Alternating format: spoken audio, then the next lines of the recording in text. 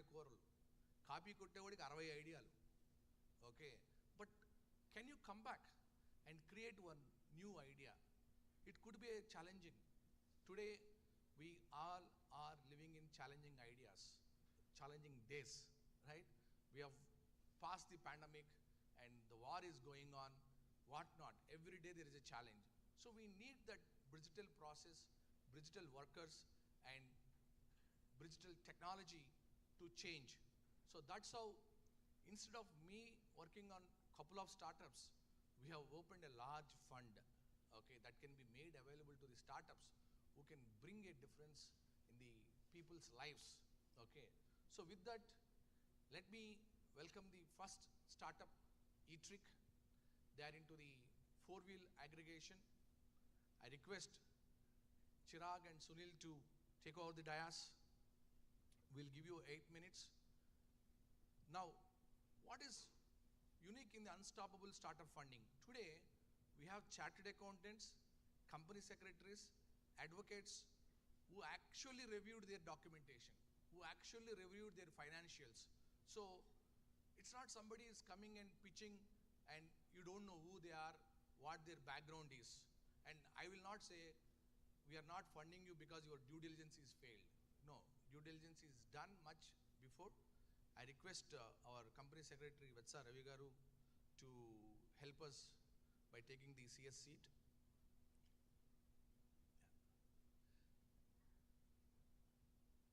And our chartered accountant, Venu, to help us. So we have a designated advocate to understand whether there are any legal cases on the startup. Okay, but our designated legal person has not come, but I request our sir, Jay Garu, sorry sir, Kameshwar Garu, to help us. So the idea is, it's not only the angel investors who are watching out the startups, it's not only the funding people who are watching the startups, but we have a professional compliance system so that we can bring only good startups to you. So with that, the dais is over to eTrick, and you have 8 minutes, and thank you for coming over here. We are funding irrespective of your presentation, but the size and valuations, we'll also make an offer, and you have all rights to reject it. Okay. Thank you. Over to you. Hello. Thing is, I would like to thank you for the opportunity to present my startup, eTrick Mobility. My name is Sunil Shadadpuri. I am the co-founder and CEO of eTrick, and I am here with my co-founder Chirag Suntankar. Hi, good evening. My name is Chirag Suntankar. I am the CEO and the co-founder of eTrick Mobility. Sunil will take ahead the presentation. Yeah. See, eTrick, and we are building an e-mass enterprise, meaning we offer electric mobility as a service on a robust tech platform as the backbone of the business enterprise. In other words, we offer tech-driven, app-based, 100% electric vehicle ride-hailing services for four-wheeler urban shared mobility, which is affordable and reliable, efficient and sustainable. The problem statement comes from the personal experience of both the founders, wherein we both were based in Middle East, and when we came back to India in 2019, we started using the aggregated four-wheeler urban shared mobility. And like most of us, we also encountered the issues of high ride fares due to the frequent increase in the price of fossil fuel, which is petrol and diesel required for these ICE vehicles. Apart from that, we also did encounter issues like surge pricing and issues like ride cancellation by the driver partners of these aggregated service providers. Apart from that, we did also encounter very poor driver service experience by the driver partners of these operators. Apart from these issues from the customer's perspective, the existing aggregated four-wheeler urban shared mobility is highly dependent on fossil fuel, which is petrol and diesel, account of which it is contributing to over 28% of the growing carbon emission in the country. And the solution that we have through ETRIC is that by the use of electric vehicles for four-wheeler urban shared mobility, we shall be able to offer 30% lower and affordable ride fares by leveraging on the low O&M cost of the EVs, which stands at rupees 1.1 per kilometer versus those of ICE vehicles, which stands at rupees 9.8 kilometer, which is the single biggest advantage of using electric vehicles for four-wheeler urban shared mobility.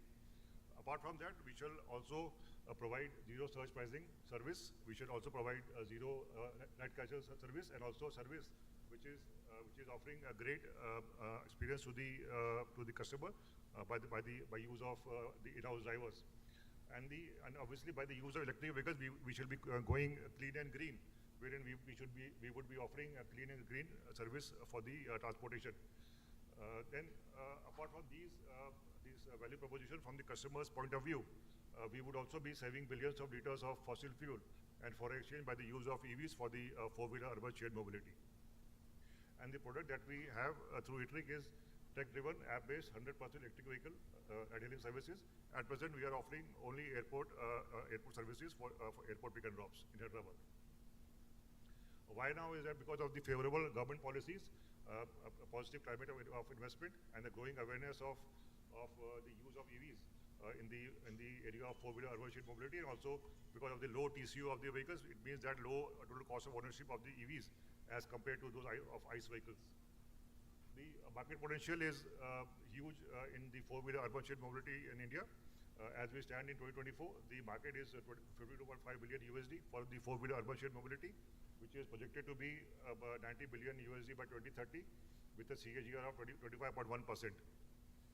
I will talk about the GDP strategy at a later stage in great depth.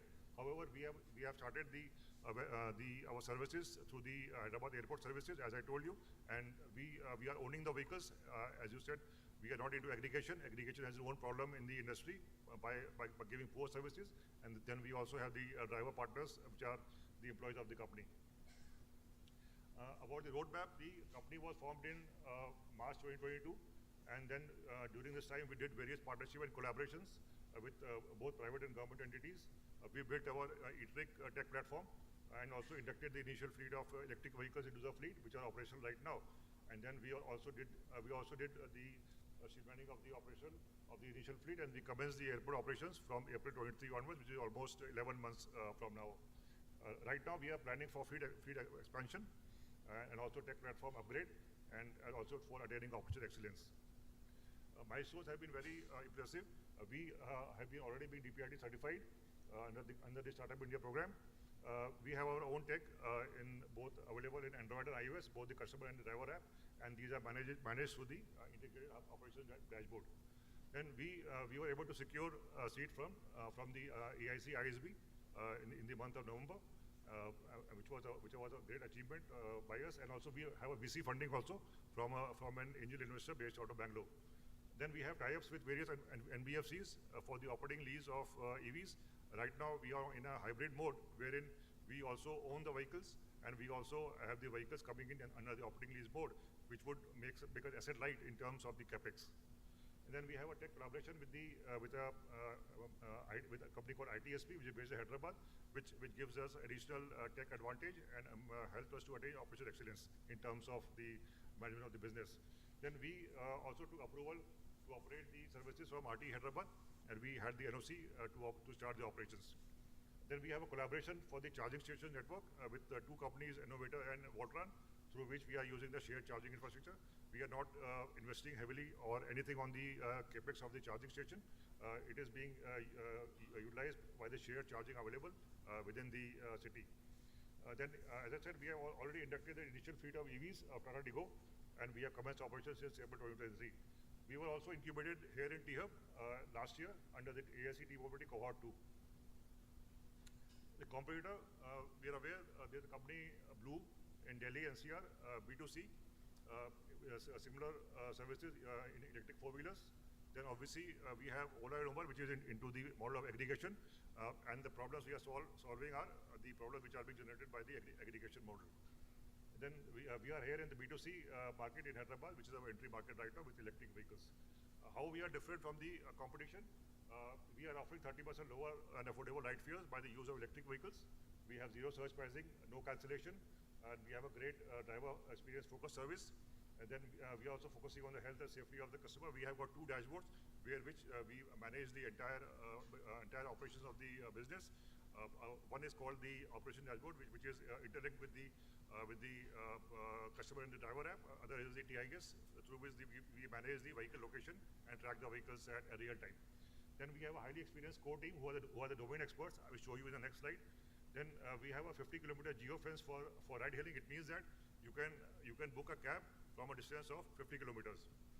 Okay, then we use the AI and ML to forecast demand and to minimize non-revenue kilometer by our partnership with a tech company, ITSP. Our model for revenue is B2C right now. We have the airport service.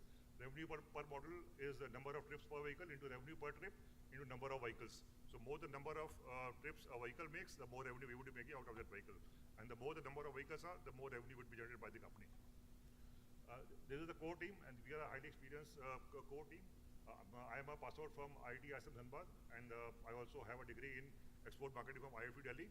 I have over 25 years of experience in sales rental, in business development in India and Middle East. I have worked with companies like Caterpillar, Hyundai, and Mahindra in India and also in Dubai, UAE. Chirag, my co-founder, he has over 20 years of experience in equipment and fleet operations and manpower handling in India and Middle East. He has worked in companies like L&T, Samsung, CNT, and Dotsal, both in India and Middle East. And then we have a tech lead called named Dr. Radha krishna. He's an IIT Madras pass out and a PhD in transportation from Imperial College London. He is the one who has made our tech possible, and we are expanding further with our tech collaboration with ITSP. Then we have our initial investor, who is our lead investor in name of Arvind Namdev. He is also a CGO. He's a venture partner in our venture, and also he's a MD of TRI Bangalore. So he has come in as our lead investor after we secured funding from AIC ISB. See, we have planned a fleet growth from 100 units in the first year to be 5,000 units by the end of 5th calendar year. And our ask for fundraising right now is USD 1 million, out of which 25% would be used for developing the in-house tech and to upgrade the tech platform, and 20% for marketing and branding, 15% for admin and office space, 20% for ops and support team, and 20% for the captive charging station infrastructure. And that is the car we have. These are the vehicles what we are operating right now in Hyderabad for the airport pick and drops. And you can always download the apps in Android and iOS and use the seamless operations of our trick. And I would like to thank you for your time. And I'm willing to take any questions that anybody would have right now.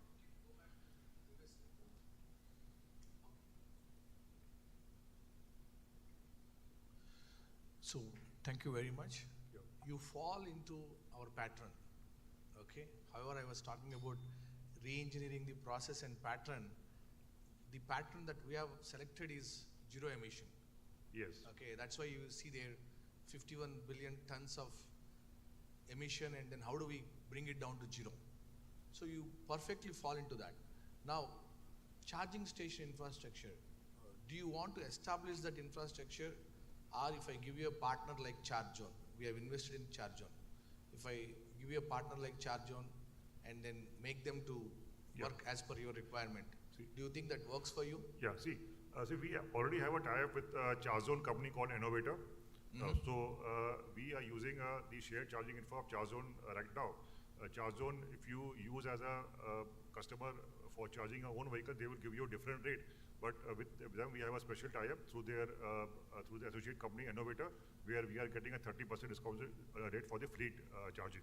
Good. So to answer your question, we would tie up with various CPOs who are charge point operators, and they would be willing to set up our charging hub at their own expenses. We have to just earmark them for them a land or a location wherein they would set up the charging hub for us, which would be dedicated for electric mobility, and we would be paying as per them per unit as per the ROI what we agreed.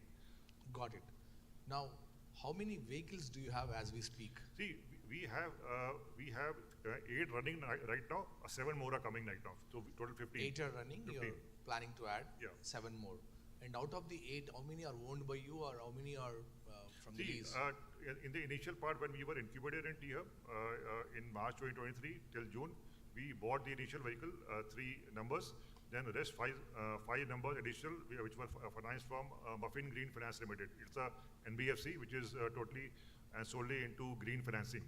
So we did finance from Muffin Green, the next 5, and rest 7 are also coming from Muffin Green.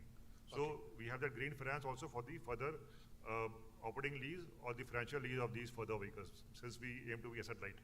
Yeah. So most of the startups are staying away from the capex for their own formula purpose, but we actually love the capex companies. So if I say we are okay to give 1 mil, understand the valuation, but all this 1 mil should go only into the vehicles, Yes. not the branding or a charge station or a Yes. technology. Do you think you are open for that? Yeah, we open. See, thing is, we don't want to invest all the money into the capex since we are in a model of ownership come operating lease. So when you go into the ownership No, model, the question is not like that. See, technically, I have 6+ startups over here. One is they want money. Second thing is they constantly build the brand, build the market, and then go across the world for the sales, which I agree. You cannot stop building a brand or stop doing the sales. But here, your slide clearly shows number of vehicles running on the road into revenue is your target. correct. Why don't we focus on adding the vehicles and actually increasing the revenue and actually increasing the business rather than anything else? If you already have enough technology Yes. for if I tell you today, I'll give you 1 million, but you have to use it only for buying the cars and running it. So And you should use the wa- current you want technology, us- you should want use us the to current. invest in the capex rather than the operating lease. No, that we can discuss. Okay, That yeah. we can discuss. But end of the day, you should focus on quickly converting this 1 mil into revenue. Okay. So then you have a space to go and talk louder. Okay. Today you're talking about 8 vehicles or 15 vehicles, but tomorrow you can talk about 50 vehicles generating 15 to X revenue. Are you open for that? See, so because the thing is, when we add vehicles, like you said, you would give us 1 million for the vehicle induction. Okay, but with that, we would also need working capital for the manpower. That would also require Manpower accepted. See, lot of manpower to be I'm inducted. more worried about the brand building exercise and charging stations. You cannot avoid the admin and operations. Because if If your current technology yeah, can sustain another 100 vehicles, yes, you should just focus on adding the 100 vehicles. it can. And if you are okay, we are good to fund that. Yeah, the thing is that, see, at this point of time, I would like to highlight that, see, what revenue we are making right now from these 8 plus 7 vehicles which are coming, that is taking care of the driver salary, charging cost, and all the direct expenses are being taken care by the revenue what we are making right now. So our burn in terms of the direct expenses is almost nil. That is on the charging. Look, we can look into that burn. So the offer is, you have an equity. We will discuss about how much equity can go into your company. Yeah. And you have a kind of large working capital to buy the vehicles and run. As long as you keep making money onto the vehicle running and generating the revenue, you can add more vehicles. Correct. That kind of liberty we have given to the 10, the total emergency network, which is a current cohort in T-Hub. Okay, they run ambulances. Okay, so our power is give the equity whatever you want, but open a large working capital for you so that you can actually focus on the revenue. But you want us to only spend that money on the buying of the vehicles. Correct. Whatever we discuss, whatever we want to discuss tomorrow, it has to go more 80% or 90% onto the vehicle and use your technology. At a certain point of time, you know that this technology is not enough. Then you have to open the fund exclusive for the technology. You should start pitching for a technology only, but No, because our tech, what we have right now, it is very streamlined. It is enough to handle. It can handle minimum 1,000 vehicles. Right now, it's perfect. SaaS So model. do you want to reveal your valuations and then understand what does 1 million means? 1 million, I get 80% of the company or 8% of the company. See, we can talk on the valuation, okay, but see, when we raised money from AIC ISB, which was way back in the month of October and November, that time we had a lower revenue what we are having right now. So they valued it around 12.5 CR. We'll look into that. But So, however, see, when our next Yeah, investor please. came in, when our next investor he came in, so he valued us. We were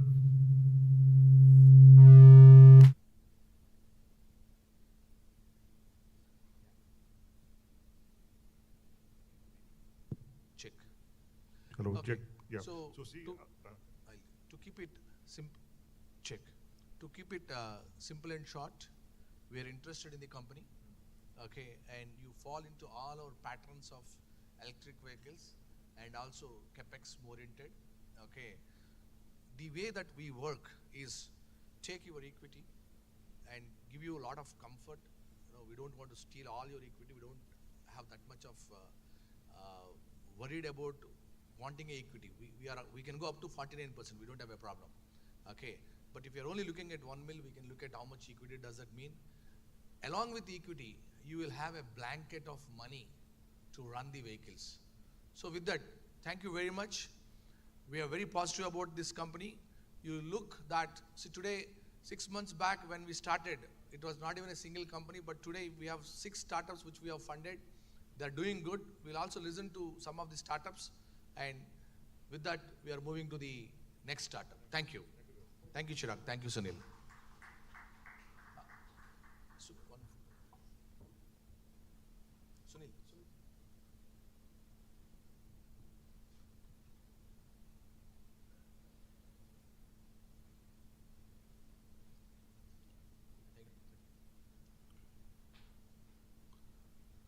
So technically, we have called only funding positive companies. Few companies we cannot fund, and very exceptional, there should be minimum 2 co-founders. There should be minimum 2 co-founders, and they should be revenue generating, whether it is 10 rupees or 10 lakhs or 10 crores. They should be revenue generating. There should be a verifiable history of the company. Only such companies we have invited.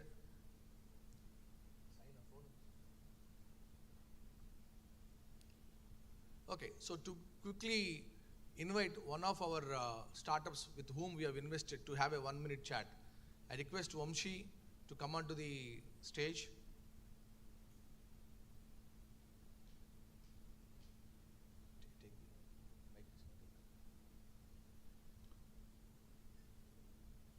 Yeah. Vamshi, you want to introduce yourself? But 60 seconds, not from your 8th class.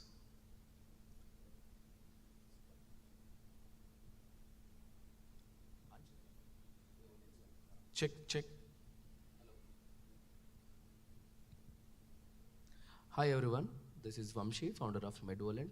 Few of them know me actually. We are a health tech company working in rural healthcare and supply chain. Hi. So yeah, we got funded by BMV Money. Yeah.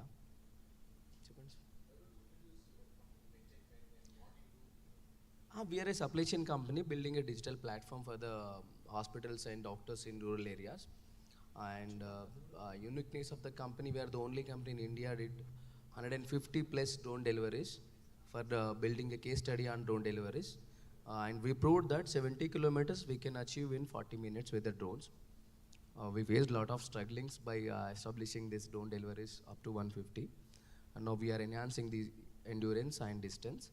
Apart from this, we are also building hospitals in rural areas, successfully build one full establishment in 20 lakhs.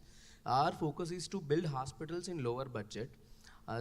There Radha came in and is also interested to invest money in hospital building if doctor doesn't eligible for the NBFC terms. So in a private finance mode, we are also building the hospitals. Check. Thanks, Vamshi. So what we want to tell you, Vamshi is a Hyderabad-based, T-Hub-based company. And we like the company, we like the founders' hard work. We invested in equity, we also opened a working capital. So do you want to say how much working capital or a loan you have taken and how many new customers you have acquired because of that loan? Yeah. No, actually, we had a 2 kind of investment from BMV Money. One is equity, that is around 1 crore we actually got into signed. And apart from this, we also received some debt to run one customer acquisition campaign. That is around 30 lakhs. With that, within 3 months, we could able to add 66 plus customers into our portal with this customer acquisition program. Yeah, thanks, Somshi. So that's what we want to tell. It's not about giving an equity and then we are not going away from the startup. We are looking at them, understanding what they want constantly, and we call the manufacturer, and manufacturer said if you can take a lot of 30 lakhs, okay, there can be a 80% discount, right? A startup cannot do that. Then we have put money onto the table, and in fact manufacturer returned 10 lakhs because he was not able to manufacture 30 lakh worth of stock in that given time. Okay, and the good part of it, our equity is also growing because he is able to acquire more customers. So thanks, Somshi. Yeah, thank you.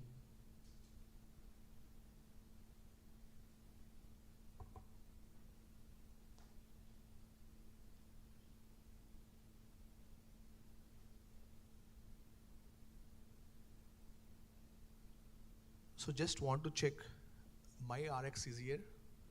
Oh, wonderful. So I request Saurav Das.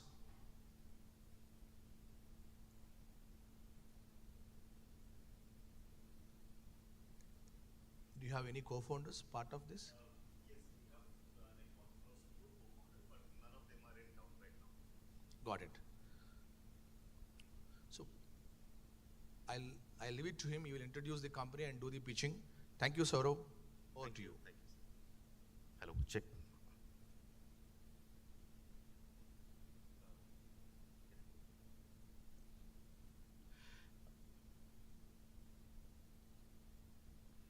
Okay, good evening everyone. I am Saurav Das. Till the time, let me just introduce you. I am Saurav Das, founder and CEO of MyRx. As the name suggests, RX, predominantly we are into prescription management.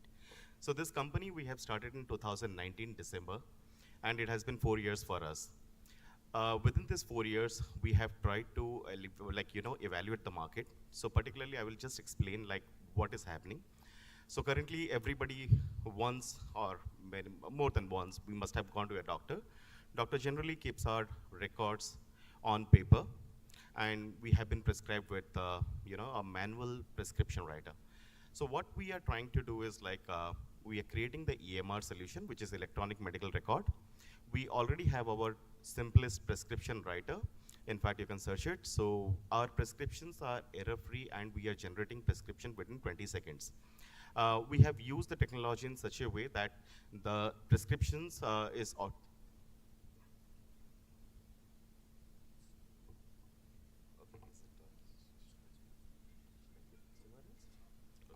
Hello? Okay, is it better now? Audible? Okay. So, like I was saying that our prescriptions are getting generated in 20 seconds. And after that, like we have a complete digital PMS solution, which is a public health record, in fact. So wherein like public can also access the data. So what has changed between this 4 years of our operations? Within this 4 years of our operations, okay, let me just go through the mistake, in fact. So we founded this company in 2019. It's in Hyderabad. We are a T-Hub incubated startup. We were in the Lab 32 cohort 11, along with Vamshi, in fact. 2020, the product was officially launched. We were having 500 doctors onboarded into the application. 2021, by June 2021, we touched 1,000 doctors, out of which almost 300 were paying customers. In 2022, we became the largest platform to cater the neurologists, in fact. So when I'm talking about neurologists, we have tied up with a lot of companies in the neuro segment. One of them is the largest, in fact, Eris Life Sciences. We have Corona Remedies, some of the customers.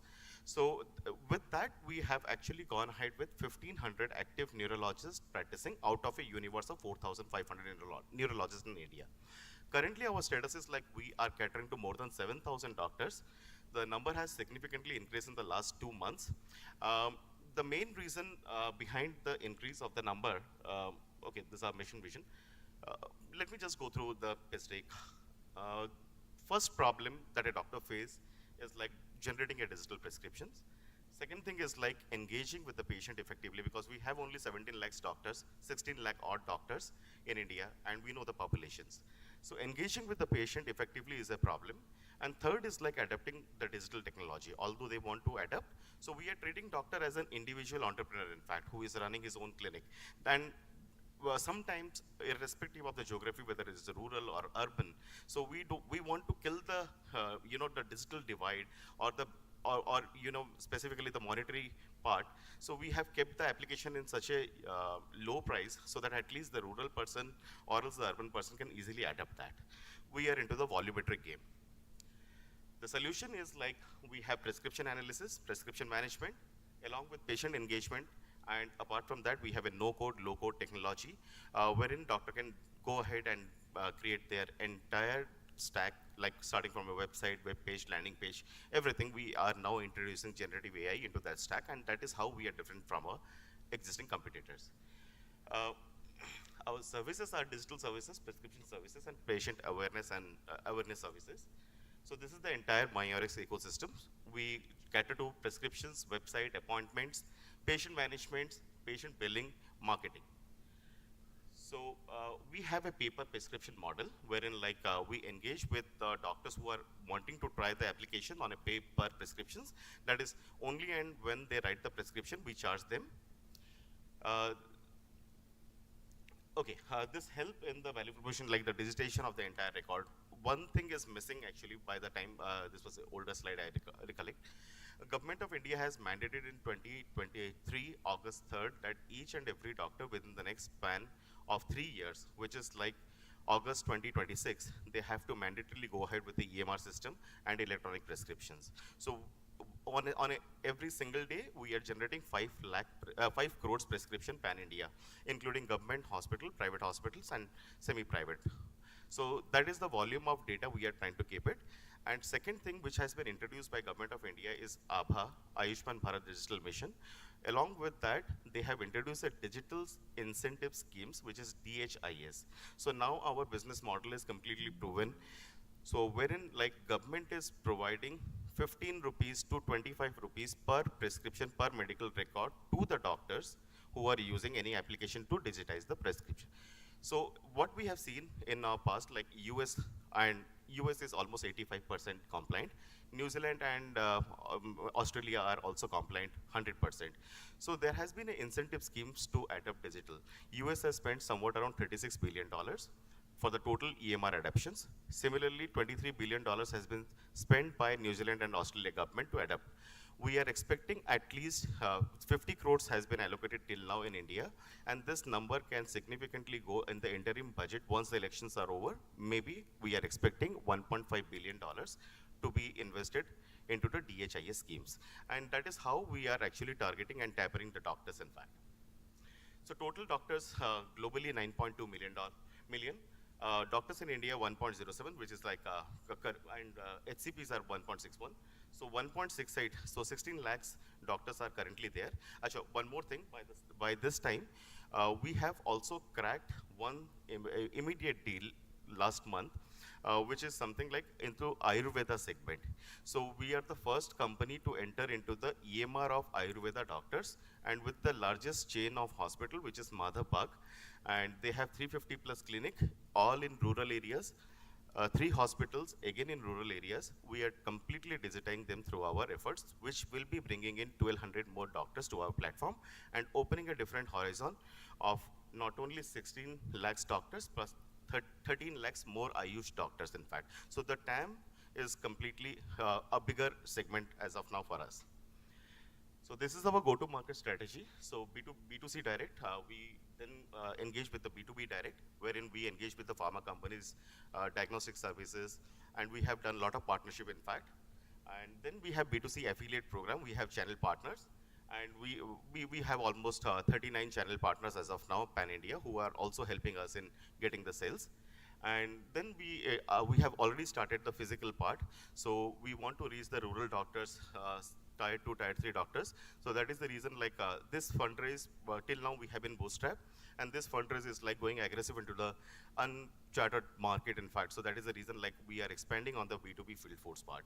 And definitely the referrals are going good. So I thoroughly believe if you provide a good service and a good product, definitely the referral will come up.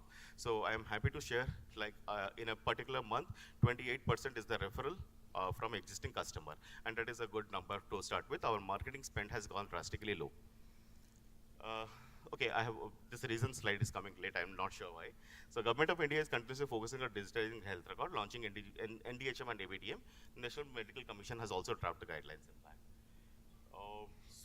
this is our revenue slides. In fact, we charge anything between 3 to 7 rupees per prescriptions. Okay, when it is a legal matter of prescription part, there are a lot of compliances actually happening. ISO license, NOMID CT, HL7. So some of the Medicare companies already will be knowing about it. So it is not like always affordable for any of the companies to come in and start the compliances part. So what we are doing is, like, if at all a health tech company devices a pharma company, they want to go ahead with prescription modules in their applications, we have a prescription API. So Health Assure, Wellnext, these are the two good companies. In fact, 10 years back they started.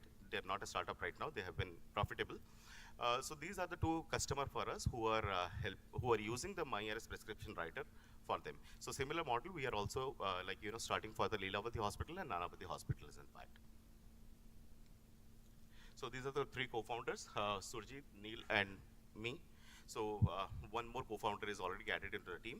So all of us are from the same college, Government College, Bhubaneswar. And we have more than 14 years plus IT experience working with, like I was working with TCS Hyderabad. And along with that, Neil has always been into the technology space with a lot of startup. Last startup was Nuance, Tarana Wireless. So he was into the tech space. Surjit was with Nuance. So that is how we came up with the prescription part. So some of the direct competitors are EkaCare, HealthPlix, WonderRx, and Meadow, Doxbar. These are some of the customers, so wherein they're using digital pen and then the translation mechanism. So we have all templatized that. Some of the indirect competitor, Librate, Empire, Practo, or any other aggregation platform, but we definitely don't look out as them as a competitor, in fact. So when you're talking about the competitive advantage, it is a DIY prescription writer. What does DIY mean? Like, in fact, every doctor is different. In fact, so their practice is different. So maybe they must be from the same college, same specialty, but the SOP is different. So we are not forcing the doctor to choose the way we have designed the application. Rather, we are adapting the application to their way. And that is how we are unique into the market. Apart from that, we have paper prescription model, and we have proactive patient monitoring. And the third thing that we have launched recently, just a couple of days back, we have launched the MyRx advertisement platform, wherein we are also getting some contracts out of it. Ajanta Pharma and Eris Life Sciences, both of them are the early adopters for the advertisement market. We have something called as prescription commerce. So wherein you get a prescriptions and you get the e-commerce integrated from the prescription itself. So now if you have seen, you have to upload your prescription in 1mg to get the data. So keeping it simple, once the prescription is generated, you can order the medicine on a single click. From here itself, we will be passing the leads to the aggregators, in fact. Total 4,900, this is the older data. We have 7,000, close to 7,000 doctors now. And we have 2,500 websites for our doctors already created. On a daily basis, 10,000 appointments are getting booked from our platform. This was the revenue and the expenses for 2022, 2023. And our ask is 7.7 CR. And the dilution part that we are looking ahead is anything between 20 to 25%. Thank you. Thank you, sir.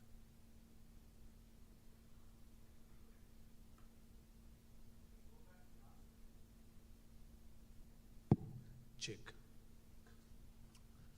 So do you see any novelty in the complete platform that they have developed, and any questions from any of the people or investors? Okay, so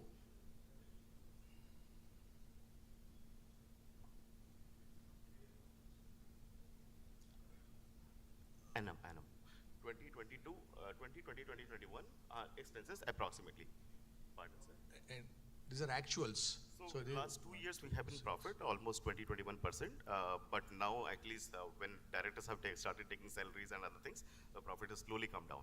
And so last 2 years we were profitable, in fact. Which one? 2023. This is Actuals. almost 5-6 days. We will be closing. These are actual. So, okay, I just missed it. For the next year, like generally how our platform happens for the B2B part.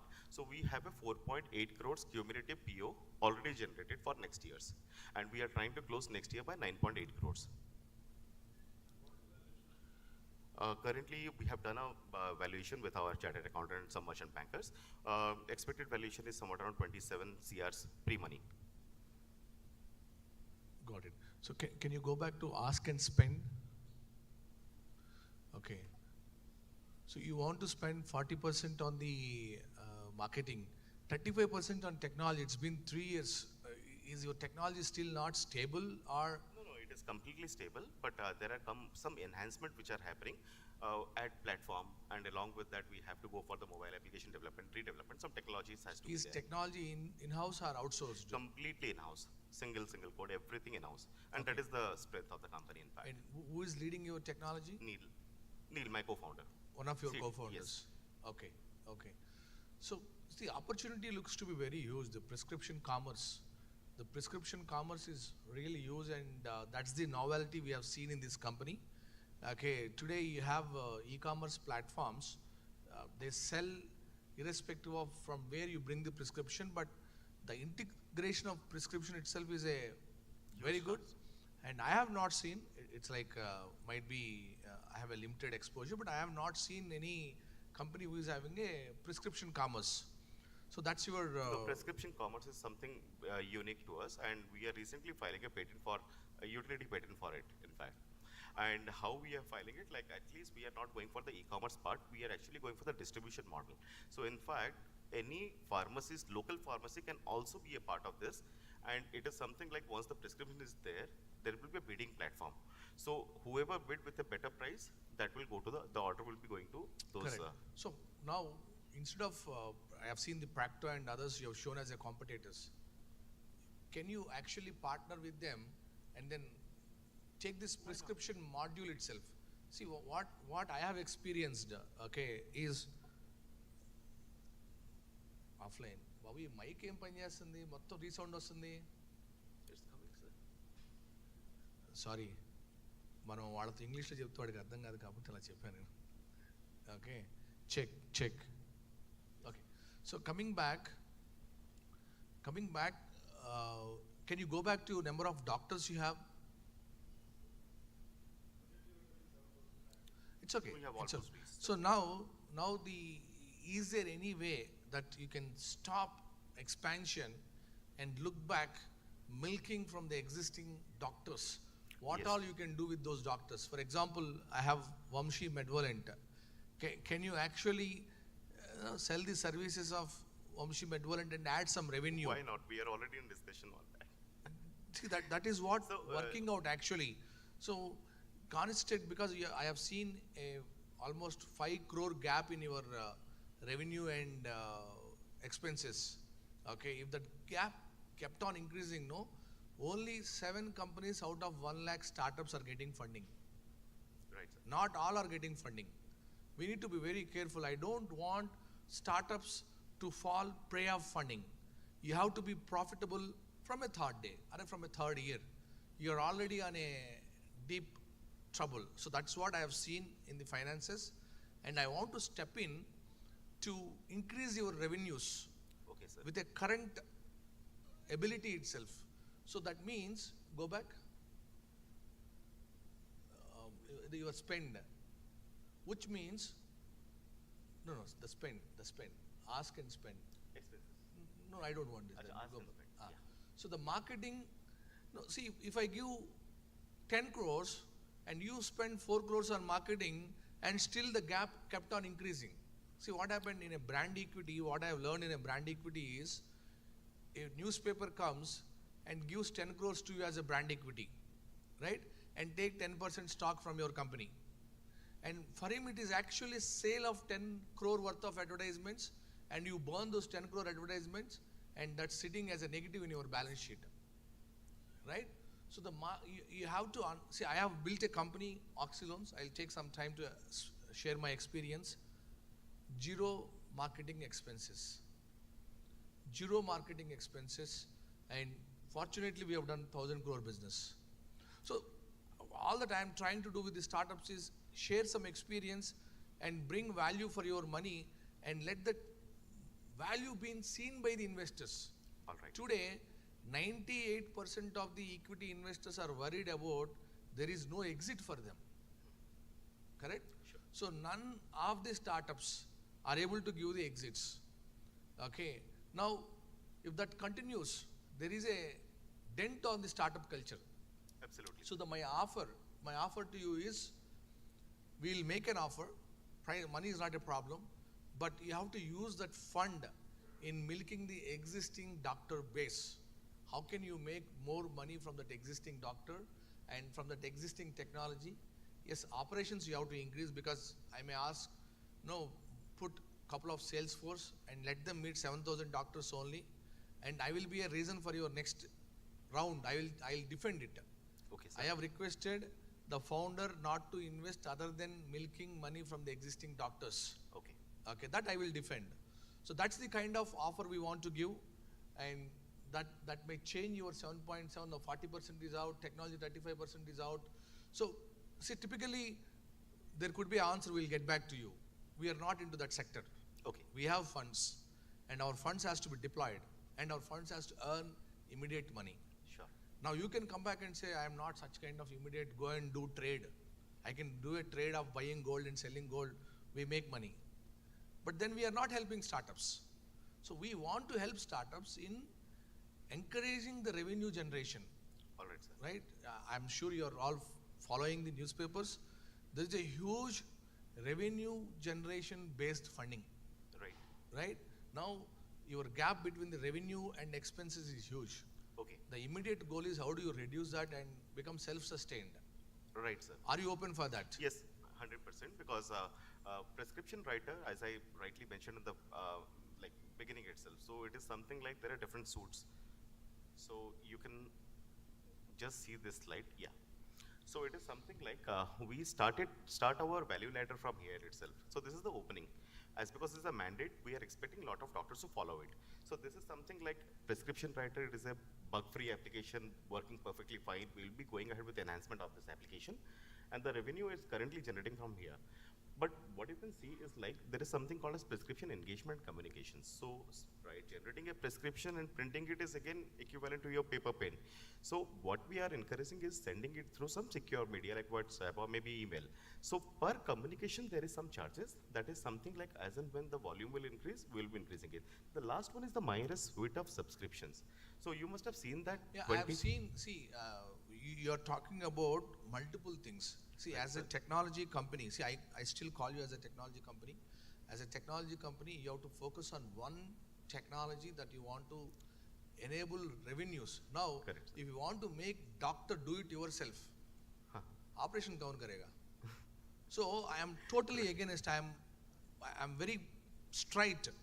Okay, if a real estate person stops real estate Correct. and study doctor and become a doctor, we have no problem. Right?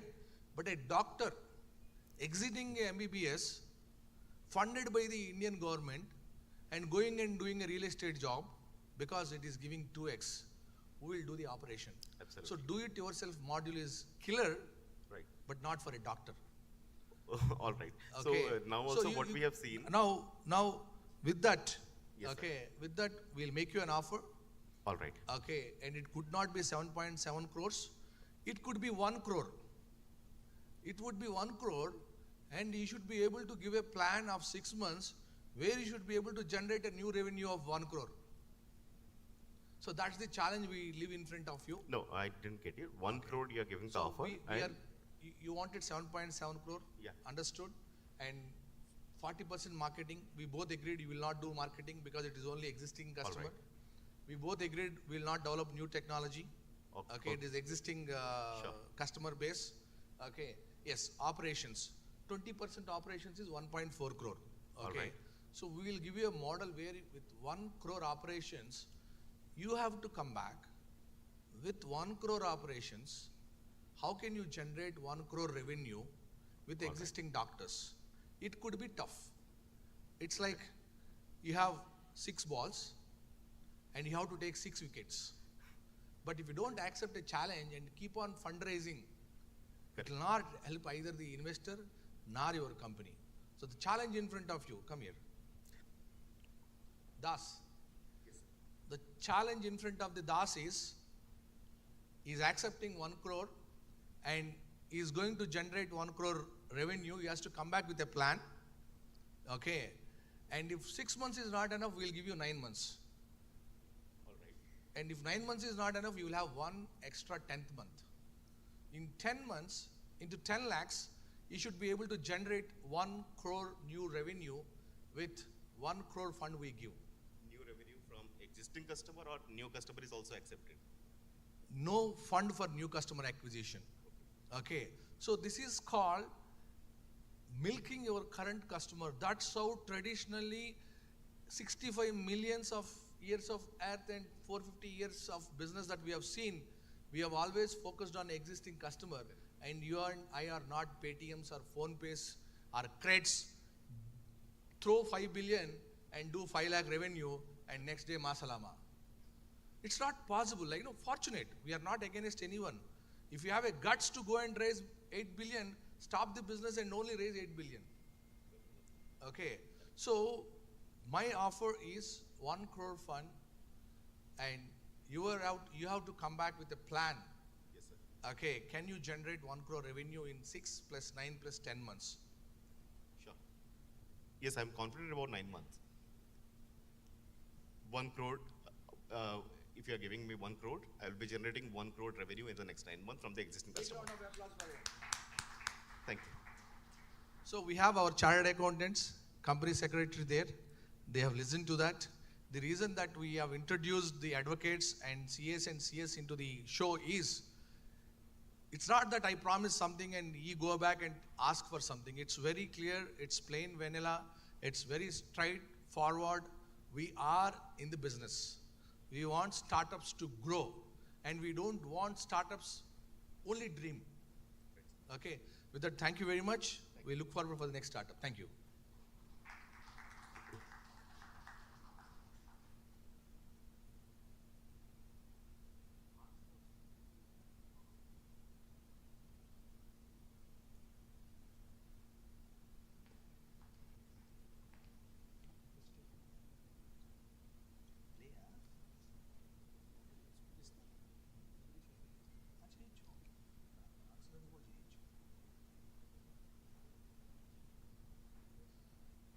Check. So I straight away started the pitching sessions without my intro. I'm Radha Krishna, and I got 20 plus years of experience in technology. Okay, I love technology. My association with technology is with Naukri.com. The first platform that I have used in my life is Naukri.com, where I uploaded my profile in 1997 for a job in Bangalore. Okay. And I got a job through Naukri.com, and it used to take 1 hour 45 minutes to upload a profile. Okay. That day, actually, I written a mail to Sanjeev Bigchandani, sir, I am running an internet center and I have to pay 50 rupees per hour, and it's better you find some method to reduce the cost. So that's my first call to a super entrepreneur of those days. And how many of you know that Naukri was dead for 3 times and rebirth 4th time? So it was dead 3 solid times.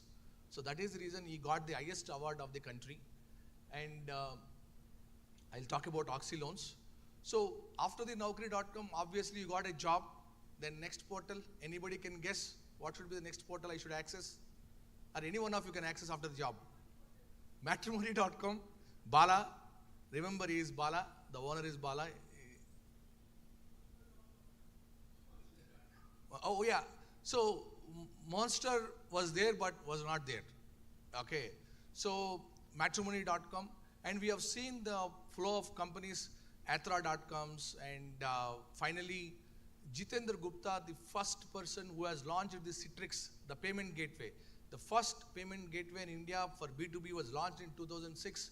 I followed them as a technology person, how these people are able to do so many things, okay, just like that. Because I was working for a Citibank. So Citi never sleeps. Fortunately, I also never slept. I've been audited. So what this guy is doing 19 hours, is he hacking? So I was working 19 hours to understand what is happening. Okay, and then the stream of companies, you know, many companies have come and we have loved each one of those companies, Swiggy's, Ola's, Uber's, Oyos. Everybody is offering a service.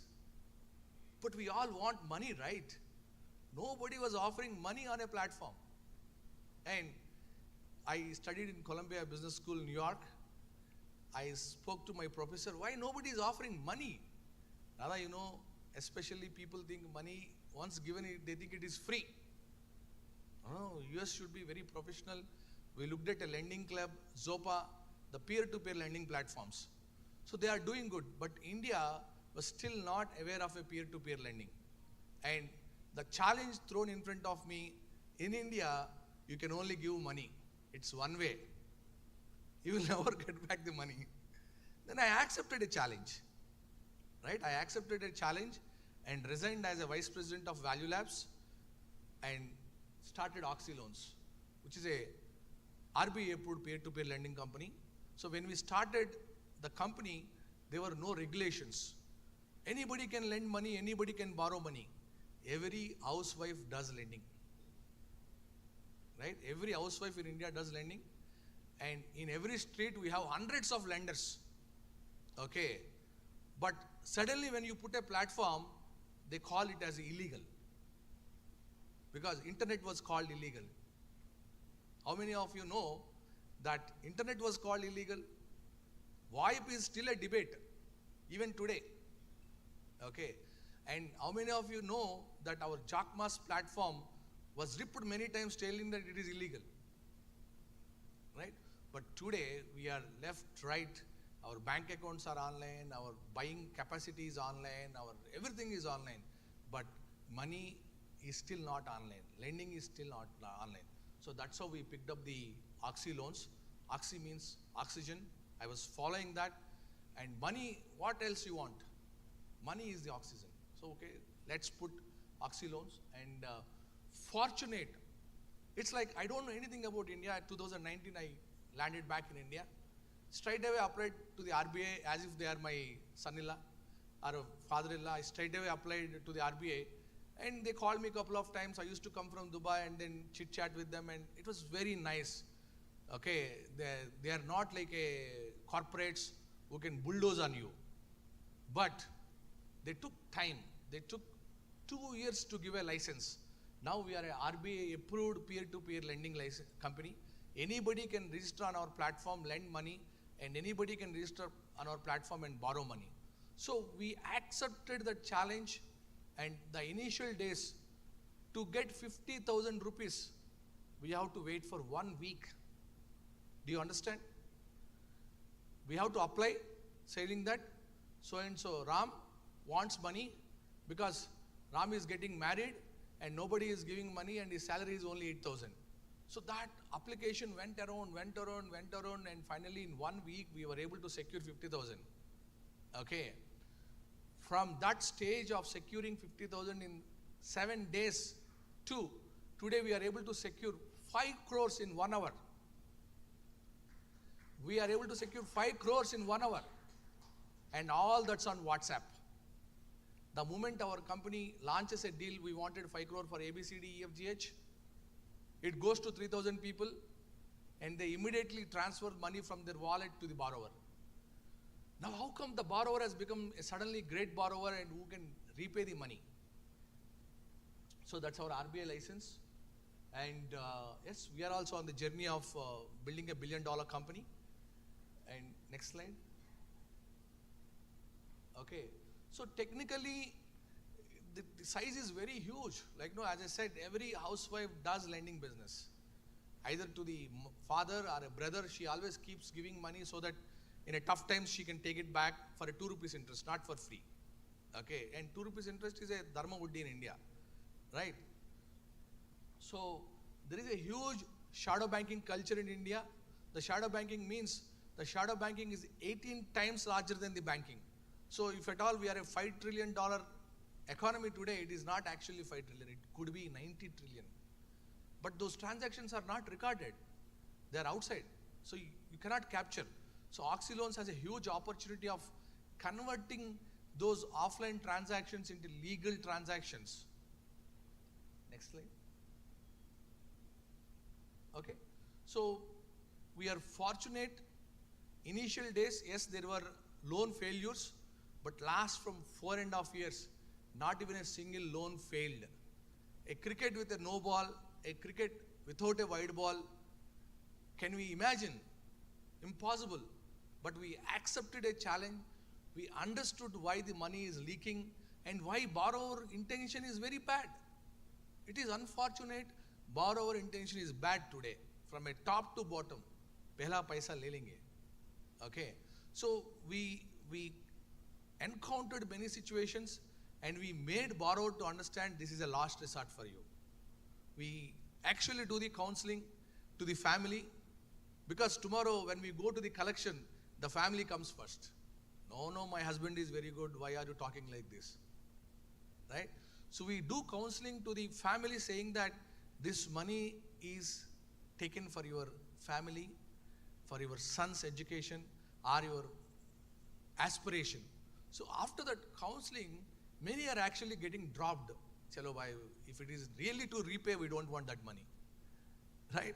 So the people who have a good intention, we are able to scrutinize, and out of the 500 applications, we are able to give money to only one. Whether you call it as a AI or ML, algos, for me it is an algo, it is simple algo, and runs on hundreds of if-else conditions and then tells the intention is good. So we accepted the challenge, and then we are successful today with all your cooperation. Now, why I am talking about Oxy Loans and the trust? Each startup has to build a trust first. Constant burning is not a trust. You're not actually enabling the trust. When you are burning, India is a country, 98% of the people think, "Arey gaya." With this kind of burn, this guy will not come back into the business. So it is not about the burning. Yes, you have to acquire. It should be all about earning. So with that, I'll call my third startup. Sai phone? Na phone?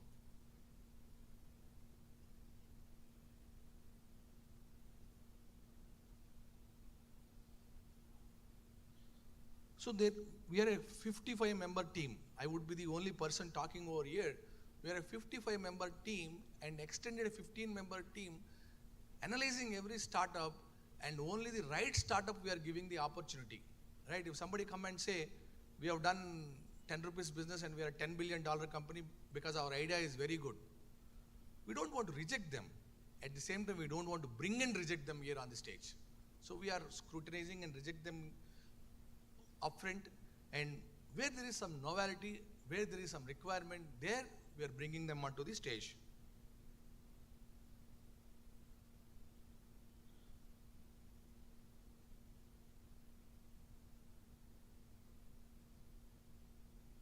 Virtue Wireless, yeah, welcome. Sandeep Reddy. So, big round of applause. Give him a.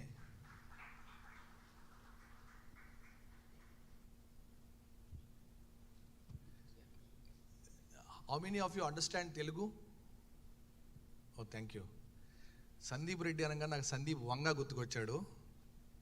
కొంచెం మనం rules లేకుండా behave చేద్దాం. ఈ రెండు fingers తోటి పట్టుకో. I'm sorry, we're not funding to him because he selected the other finger. You can go. Can go? After the presentation. Hi all, I'm Kalyan Ramanujam, founder and CEO of Virtue Wireless. We are a technology-oriented company. Predominantly our services catered via voice and SMS. Now today, in a world we are living wherein every corporate or every enterprise is connected using a technology. Either they will use any of the services For a matter, if I have to give some example, like a big bazaar, or I would talk about Ratnadeep. Once you purchase, immediately you'll get an SMS because they'll be asking your number. Now that's where the messaging plays a role.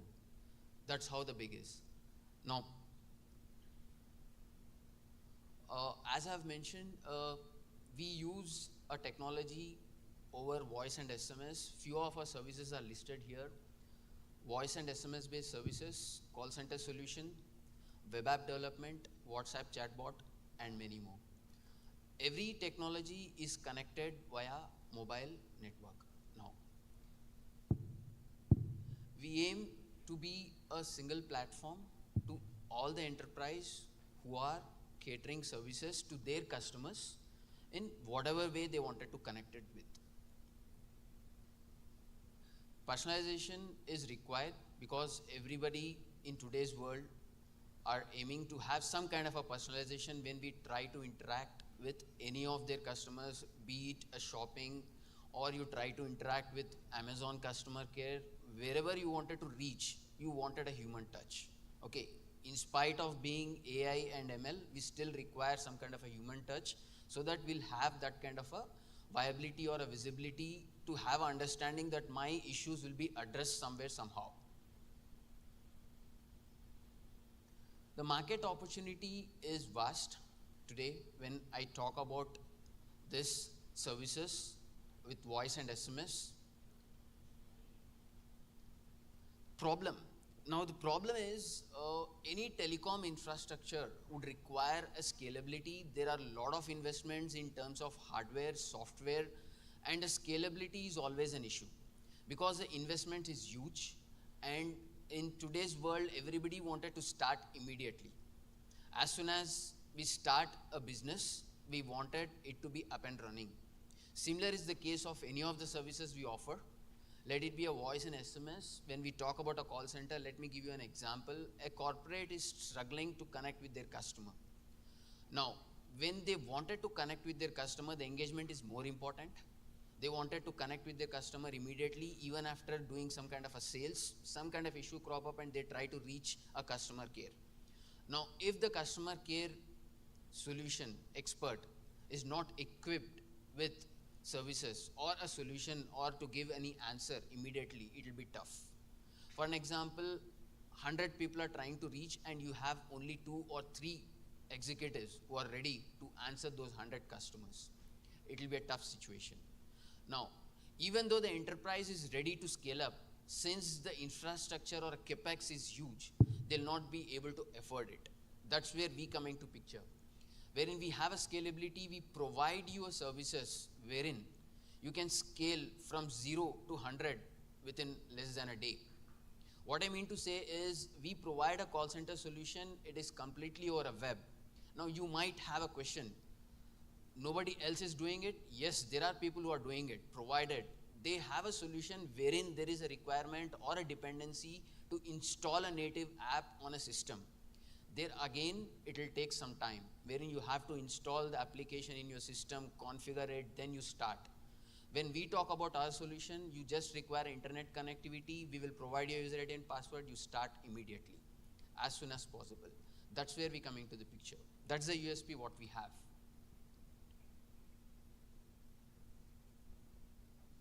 As I've mentioned, we have a solution like call center solutions, voice and messaging. When we talk about voice, we have IVR, automated calling, integrated solutions. APIs can be integrated for both voice and SMS. I'm sure everybody might be doing tech companies who we have just heard about. They might be already using it.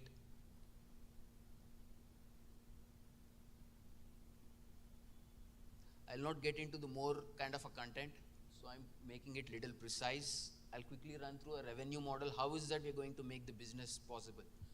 Now, when we talk about a revenue generation part, which is a major role for any investor or any person who starts a business, is how is that you're going to make money?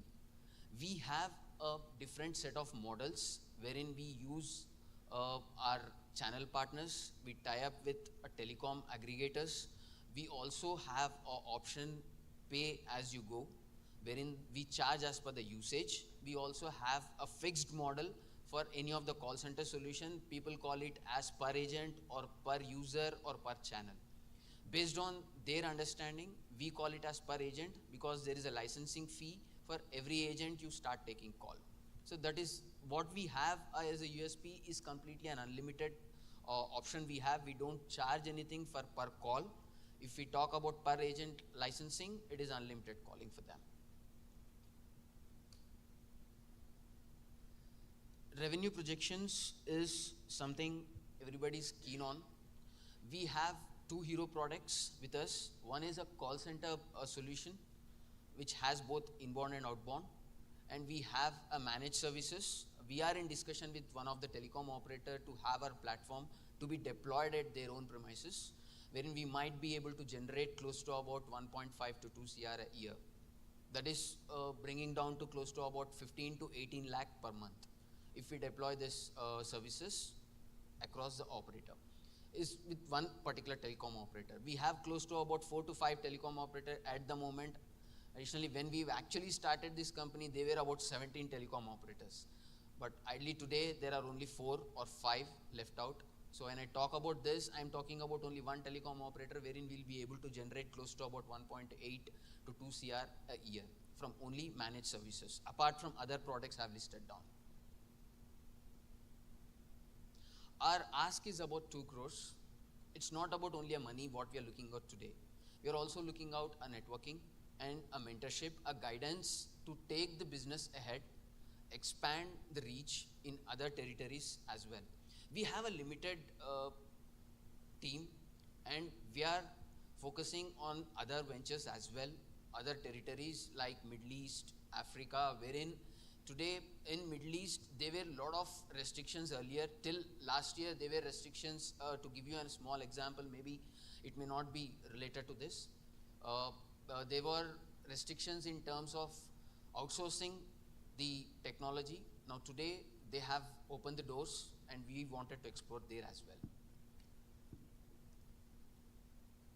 The use of funds, how is that we plan to use? Most of the funding will be utilized in upgrading the technology. Okay, we have the technology in place, but yes, we are planning to upgrade because technology is something, it requires improvement every day. It's not that I have to stop today. There will be a lot of improvement. So we would require funds to boost in, and also the capex and also the operational cost is also very important for us.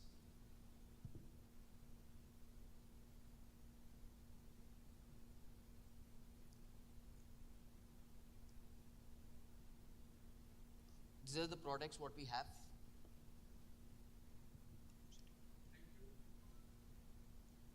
And thank you for the opportunity. Check.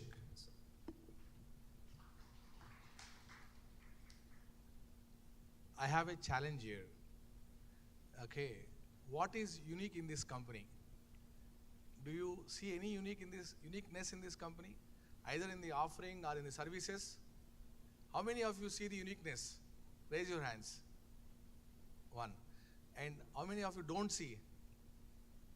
One. That's how the life is. Okay. So this is a wild card entry. Gopi Ramanujam is a founder of Expert Homes. We funded them. I like their company. And Kalyan is a brother of Gopi Ramanujam. So I don't know how to express that. You're always bypassing your own rules. I changed a pattern, okay?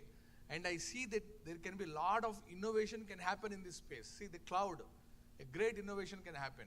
Okay, SMS is still a large space. Working with the operators is still a large space. So I have taken again one more challenge telling that how can we take this company to a 100x, not 2x or 10x.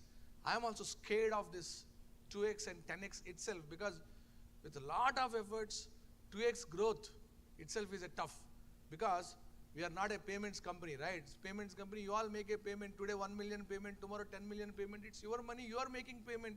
How can it becomes my revenue? Top line is 10 million, the bottom line is minus 20 million. So that's the wrong way to look at. So we have accepted this company as a challenge and all the startups needed their services and I felt there can be a huge innovation around every product that they have shown. So any questions, we are investing in them, and then we are also going to massively bring new products with the help of solving our startup technology problems. See, even SMS is an age-old technology. We still have problems in SMS integration, okay? Call center is an age-old technology, okay? But we still have problems in call center operations, okay? So we want to use the cloud, we want to solve the technology problems using another technology company. That's how Kalyan is here. Thank you, Kalyan. Any questions to Kalyan?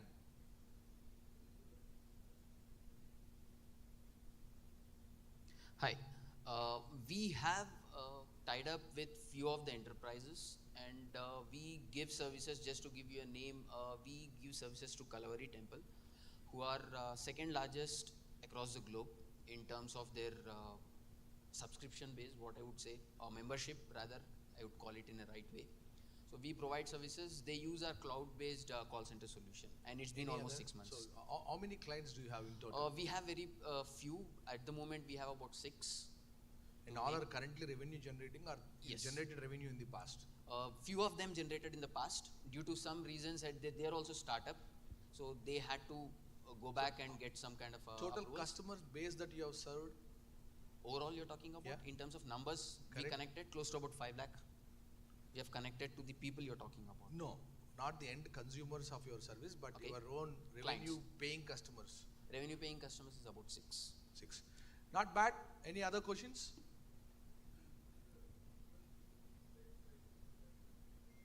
Yeah, I would like to answer So that. See, the question Exotel, is the difference between the Exotel and yes sir, please. your company. No, I'm just repeating the Okay. question. Go ahead. Right. So Exotel is a company wherein they are offering services over a cloud, provided they are completely keen in focusing on the IVR and AI at the moment. Great. So, thank you, Kalyan. Now, Pleasure, sir. Thank you so much for the opportunity. Thank you all. I request Kishore to come up. We have funded Total Emergency Network in our last round. We want to listen from him. But after taking the funds, they only come and see us once in a month, the one day before the tranche. So I want to give him a punishment. What do you think? What could be a good punishment? Should we ask him to sing a song? Okay. No, I just want to open up floor for a little deviation from funding and bring in, because it's almost 5:15 to 6:45, 90 minutes non-stop GAN. Okay. We want to listen some story from you, Kishore. How you started, and then how you got funded, and can you kick in a story, like as if first you show your leg and then show your hand? Can you really bring some entertainment? Okay, we funded them, right? We have that opportunity to ask us to entertain us, else the next tranche is cancelled. We'll see whether he will tell a joke or he will dance. He will over to you. Thank you, sir. So we are very fortunate, and I can proudly say that we are the first startup funded by BMV Money. So thank you, Radha garu, and thank you all the team of BMV Money. So it is like, I think, very quick funding round, I think, what I can say. So September 15th, 2023, we got an opportunity to pitch in T-Hive. So Radha garu used to conduct the pitches in T-Hive. So Vamshi has invited me, and I went with Vamshi, and it was like it is not planned. So Radha garu said that, okay, you wanted to like present your case. I think I'm ready, sir. I think we can do it. So that was like, I think, electrifying. Like, I pitched on September 15th, and immediately the fastness of Radha garu, I'm saying, like September 15th ko main kiya tha, and September 17th he was in my office, and he was going through all the documents. I think I don't know, we can call it as a due diligence or any other process, but he was we are in a single room office at that point of time. So he came to our office and he said first, क्या office है? मतलब I think ऐसा office को मैं fund करूँगा. That's how I think he. But he spent almost like I think 2.5 hours to 3 hours in my office without AC, and he was sweating, and I was giving 1 liter bottle. So, but still he has gone through all the documentation, and we are very fortunate. And even before 1 month, like I think the total funding activity, even the first tranche of money that has come into our account on October 15th. So that was the the process. I think what we have experienced with I think I wanted to give a big round of applause. So BMV Money. So I wanted to entertain the people, but you ended up in GAN. So let me, why do you think that I was so happy in funding them? The first rule, the 4 founders, Naluguru, right? You always needed 4 people, okay, to really run a company. And that too seamless, with some happiness, right? You cannot come every day, a single founder, you're not making money, you are not adding customers, but your idea is huge. You need a friend to really talk, discuss, and there are 4 founders. Then I said, can I become your 5th friend? I never said we will invest. Can you give me an equal opportunity? There are 2 things in that. Equal opportunity means 20% stake, right? So 5 people, 20% stake, we signed up. It's fortunate, I should say, because 10, the emergency network is into ambulances aggregation, connecting the doctor, patient, and a driver with ambulance, saving lives. Now, what else you want? Your money is going to save life, and I'm sure the pandemic stories, many people left the earth due to lack of ambulances. Forget about a doctor. There was no ambulance to take the person to the hospital. So, yes, today there could be so many ambulances, but still ambulance is a industry that we need to work on. And it is so unorganized ambulances market. You have a huge opportunity to bring into the organized sector. Now, I need some knowledge. Hope you all know the Red Dot Health. Red Dot Health is 1 step ahead of 10. And in fact, Kishore was operations head of Red Dot Health. And I was part of Hyderabad Angels and funded Red Dot Health. So we have seen their story of from 0 to 200 million. Remember one thing, what goes to 200 million and again has to come back to 0. Again, it may go from 0 to 400 million. Okay, so that is the story our Highness Dubai King always said. His forefather was riding a camel. His father was riding a bench. And he is also riding a bench. And he is sure the grandson will go back to camel. Because that's life. Because a rich kid don't know the pain. A rich kid don't know how to handle them. Okay. So the fortunate, he has seen the pain in that ambulance industry, and it is a need of the day. Yes, revenues are not so high, but that solves a problem. So with that, thank you, Kishore. Thank you, sir. You should dance now, like, at least aisa karo. Aisa karo, no, aisa karo. You like do it like this. Hey, claps, yaar.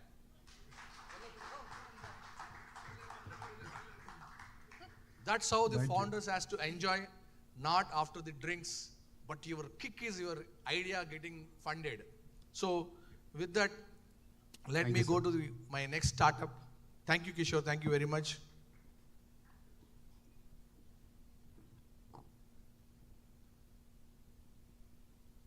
Vidyarthi. I always wanted to be a Vidyarthi, a student, a good student. And today, actually, I have ordered 10,000 worth of books on zero emission. Okay, so I've started my journey being a student. With that, over to Mr. Sudhakar Reddy.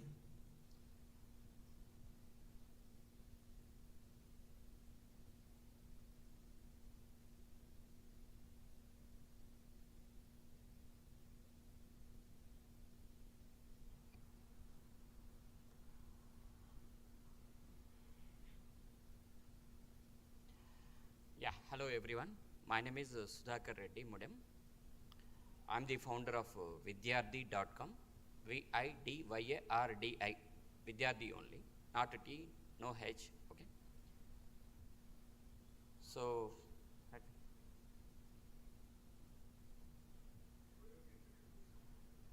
yeah. I'm having a total 19 years of experience into identity and access management. I work for cybersecurity and all set of integrations between Java to Oracle, SAP, or many technologies I have worked. I was working as an employee, but I was not happy from the beginning of my journey actually, because always like I dream I want to achieve something. So I want to become an employer actually. So from the beginning actually, but what is the step actually? Which step I can take it actually? So suddenly one day I went to Amirpet in 2008 and 9 something actually. So, right, yeah. So everybody visited Amirpet. So in 2008 and 9, when I was trying to cross the road, there was like only I can see pamphlets. So Saraswati Devi, okay, if we step into the pamphlet with our leg, what we'll do? Just we'll do like this. So there is no situation like I cannot cross the road without pamphlet. So on that day, I was thinking all the boards. It was like a crazy thing because I never went to a institute for Java training or any training. It was like crazy thing. That day, around 11 o'clock in the evening, we were calculating how much business was happening in Amirpet. In 2008 and 9, it was calculated 6,000 crores from Java to SAP or any training site. So on the day, we have decided we will give a platform, so no need to come to Amirpet, because somebody is coming to Amirpet is 5,000 rupees this Java course, but 50,000 was the expenses. So can't we create a platform? So on that day, I got the thought, then created a Vidyardi.com. Then immediately I did not get into the development, but in 2017, strongly decided we'll develop a platform. I want to become an entrepreneur. That's how Vidyardi arrived. Okay, Vidyardi is a technology company, not a tech. But unfortunately, we are into tech, so we are not getting very good impression from the investors market. So in Vidyardi, we have developed both software and hardware, okay, which is a tightly integrated solution.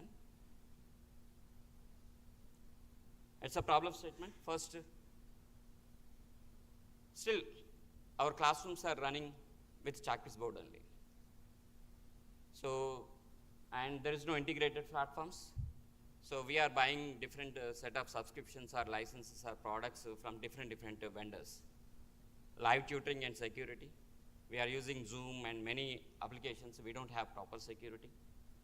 Then we don't have digital campuses. Still, our IITs and NITs are business schools. We don't have digital classroom setup. Still, it is growing. And coding and beyond. So now today we have crazy courses actually, like coding courses or robotics or many courses are there. So we are unable to get those courses properly even in Delhi Public School or Oak Ridge kind of schools. Just imagine in rural, students want to get into some robotics course or some X course, but they can't get it because in Hyderabad itself or Bangalore itself, we don't get the proper trainers inside the schools. So all these are all problems. And what's the solution actually? The solution is the digital campus. So what we have done, so these are all the different devices you can see. And we can set up a digital platform. So nothing but like software and hardware integration if we give to the classroom. So teacher can use it. Students can use it, and we can deliver the classes from remotely inside the classroom. Yes, I agree, still the classes are happening in mobile and laptop and some desktops. But that's virtual classrooms are where happening. but people are attending, but they are not happy because they are getting feeling bored. Suppose if you are sitting, there is a digital board. If you are sitting inside a classroom with co-partners and everybody, you can enjoy the class actually. That feel we want to give it to the classroom, inside the classroom. So,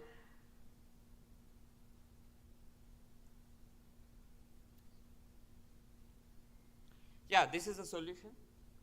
So Vidyarthi is a platform. We are into the B2B only. We don't have B2G, we don't have B2C. Our target is not the students directly. We will give the solution to the schools, colleges, institutions, any institute actually. So everybody can come to Vidyarthi, either student or faculty or anybody.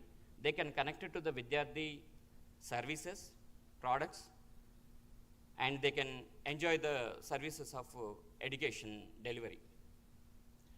So we have developed hardware, which is interactive flat panel, very advanced level. Our interactive flat panel supported integrated camera also. You can install any applications. You can use like your mobile actually. So this is the main highlighted features. Yes, I agree, Samsung, LG, they are providing interactive flat panel, but they are not at that level advanced. So we have developed and we have customized the solution and to the, as per the classroom. So our trainers can do Dashavatar, Shatavatar actually, because the biggest challenge is today is trainer unable to travel to other campuses and deliver the classes. But using our solution, they can deliver in hundreds of campuses at a time. And also, we have developed other solutions like Android box also. Your TV will become computer also. So because of COVID time, we were, students were attending the classes, unable to attend the classes. So they were sitting in front of the TV and they are able to access the DD8, DD6, DD7 channel for 7th class, 6th class, something. But what we have done, we have developed an Android box which can convert your TV into a computer, and also some other devices which helps in classroom we have done. And we have 6 USPs. So our technology completely built on AI, integrated platforms, and we are working on the interactive content. So a teacher can access the content and run the content inside the classroom effectively. And we have LMS, ERP, and content management system, and we have developed the virtual labs also. So practical oriented education we are bringing inside the classroom, and cyber security, completely cyber security enabled, so that it cannot, it will avoid all the problems. And we are bringing one more module called jobs.vidyarthi.com. We are trying to solve jobs module because we have the, as sir said, Naukri monster is there for white collar jobs, but we don't have proper job portals for blue collar jobs. We are trying to solve that issue. And also we have developed a 24/7 cloud control supporter, and this is the 24/7 cloud controller. So tomorrow in government, they are spending a lot of money for the devices. Already you have come across the scenario like Nadu Nedu or Telangana or other states, they are giving interactive flat panels, Android box, Android TVs, and laptops, mobiles. What is happening inside the device? As a IAS, suppose you are the IAS, you want to track what is happening in whatever the device I have given to the classroom. We don't have proper solution. Like today bank, when somebody is accessing from the rural also, you have the track from Mumbai head office. Same way, we have built the complete solution so that remotely you can control your all the devices. And the marketing, coming to the marketing. So we are not doing the marketing generally. Generally, my method is a seeding actually. I don't call it as a marketing, I do seeding only. So far, we have not spent anything actually on the marketing. So we are bringing the franchisee model. Somebody can take the franchisee in state level, district level.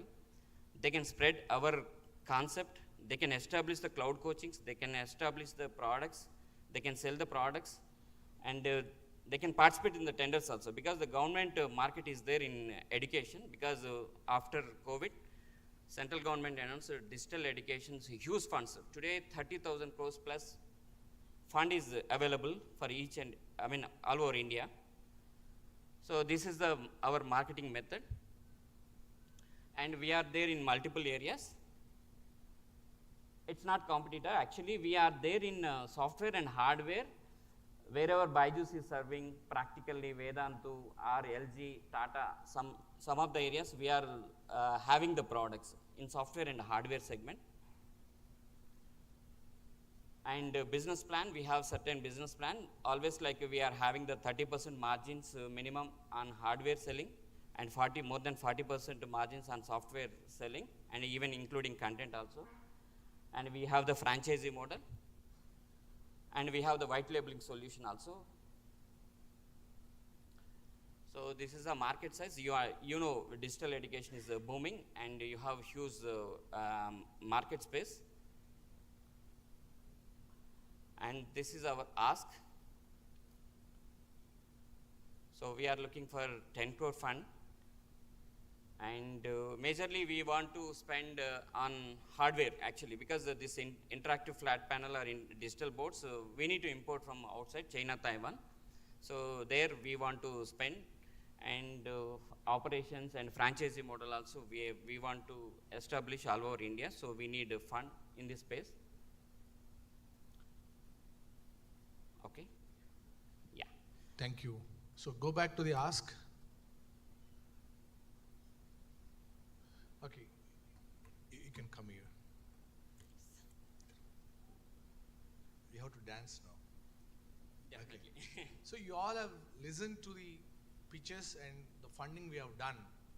Do you think Vidyarthi is our favorite? How many of you think the Vidyarthi is our favorite? They are our favorites.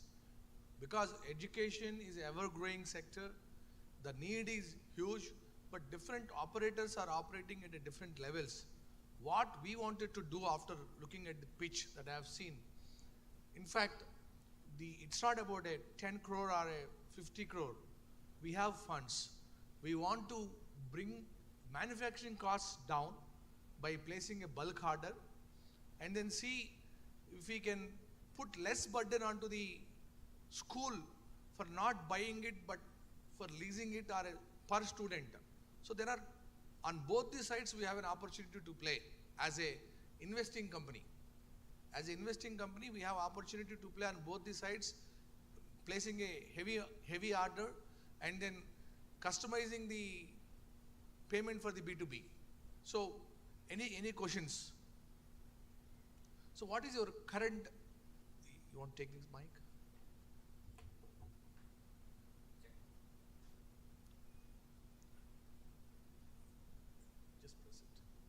Hello. So what is your current revenue? So currently we are, pandemic situation and after pandemic, we have struggled. Okay, see, technically I used to give instructions which I have not done. Sir. What is the cricket score? 400 for 6.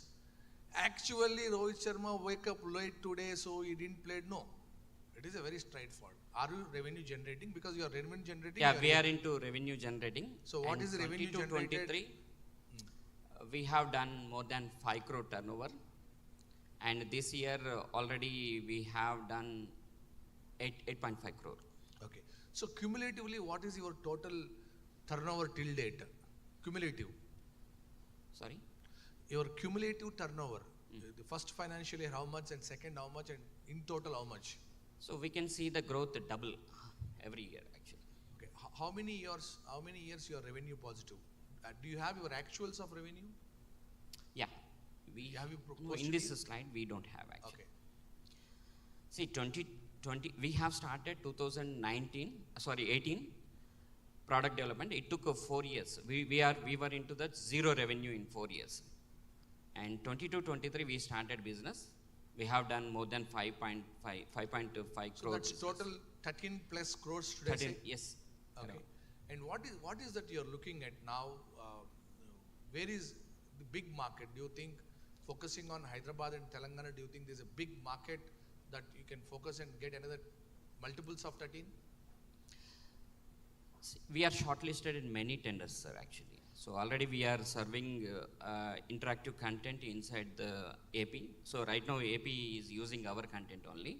And already we have delivered some educational services in Telangana government also. And we have shortlisted in a very big tender, almost like 100 crore tender in Andhra Pradesh actually. So we need working capital. You are making me to sleep. Sorry? I asked only 2 questions. Is Hyderabad and Telangana enough for you to grow in multiples of 13? Yes or no? Yes. Thank you. So, see, many times in business, that too in startups, we have to be very straightforward because nobody is having a time. Either an investor is not having a time, either your employee is not having a time, or a buyer is not having a time. Okay, I'll share my experience in that. Okay, so how many of you visited Axis Bank? Okay, and how many of you have visited ICICI Bank? SBI? The duplicate SBI Bank which was there on a Bangalore road, MG road? How many of you know that there was a duplicate SBI branch in Bangalore MG road? Are you aware of that story? And you know who caught it? One customer felt the service is so prompt. How can SBI give us so prompt service? And the bank was run for 6.5 months. Okay, so why I was telling that story is, all these banks run on platform called Finacle, developed by our Narayana Murthy garu. Okay, so I was part of those Finacle implementations across the world, Australia, Middle East, less of US. The Infosys was more into Middle East and US and Australia, they were good.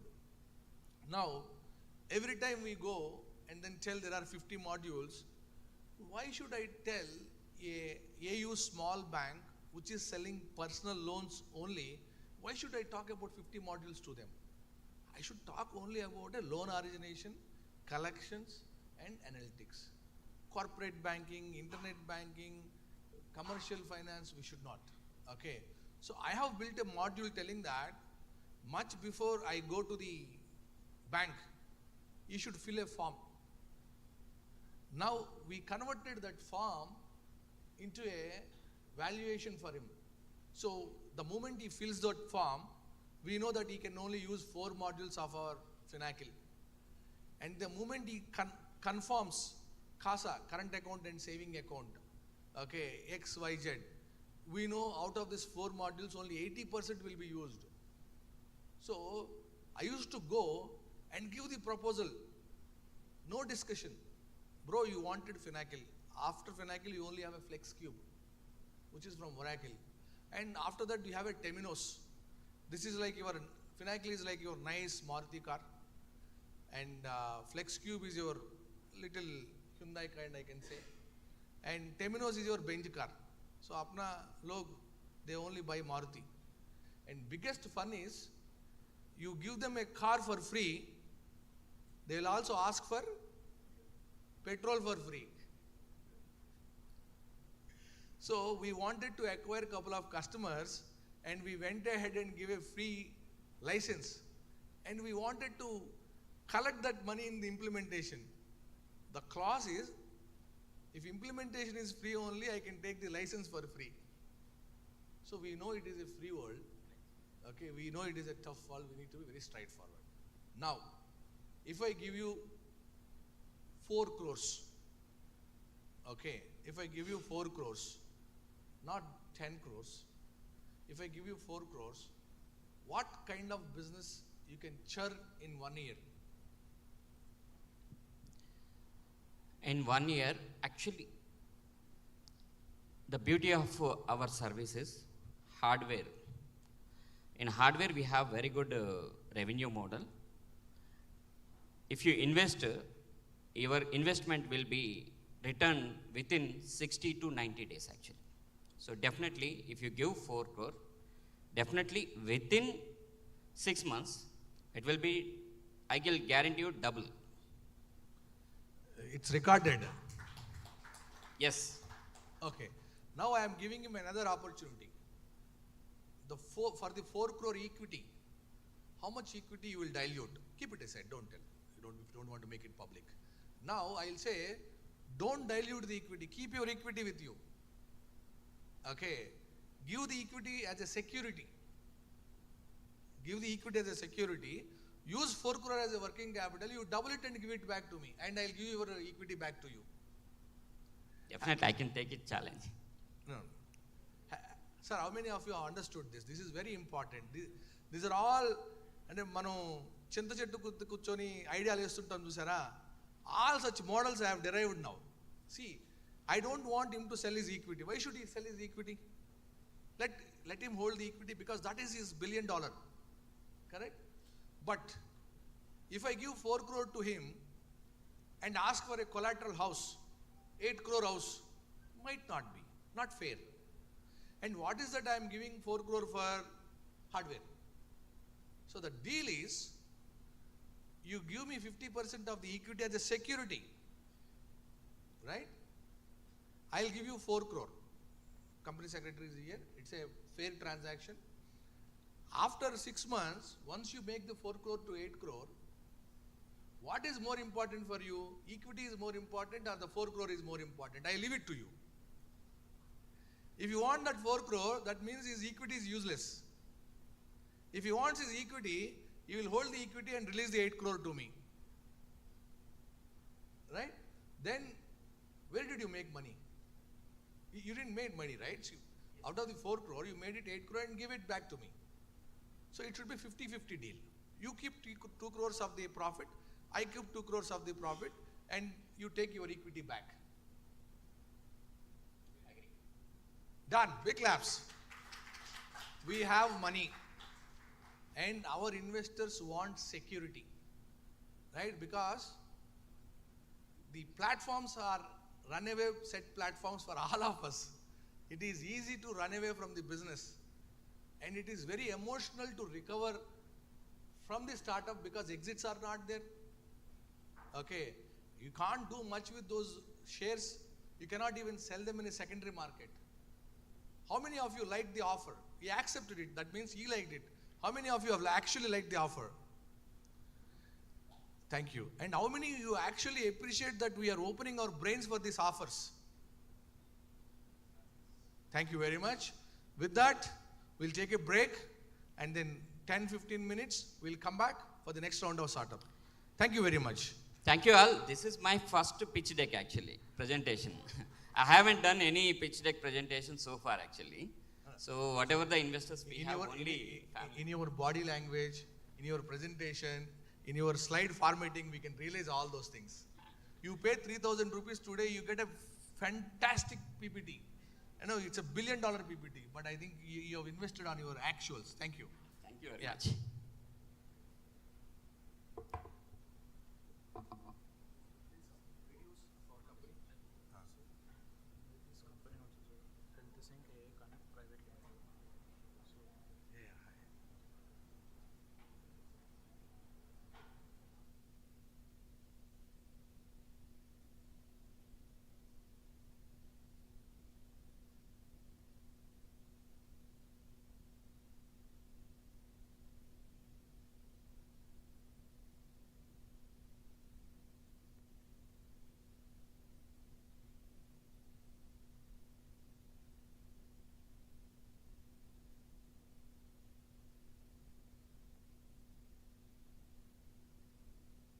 Who are traveling to US, UK.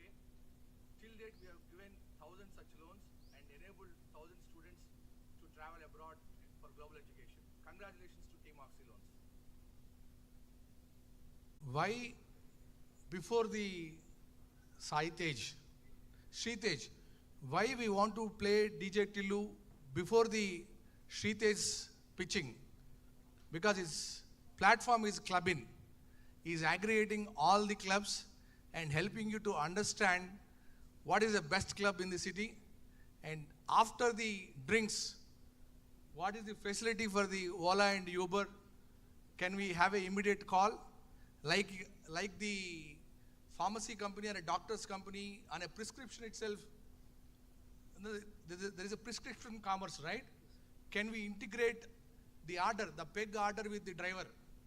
You drink 3 pegs. By default, you should not drive. There is a call going to driver, come at 8:30 and pick me up. Okay? So that is a what? Eat, drink, commerce. Okay. So with that, I am leaving the stage to him. So I request our professionals, our chartered accountant, Venu Garu.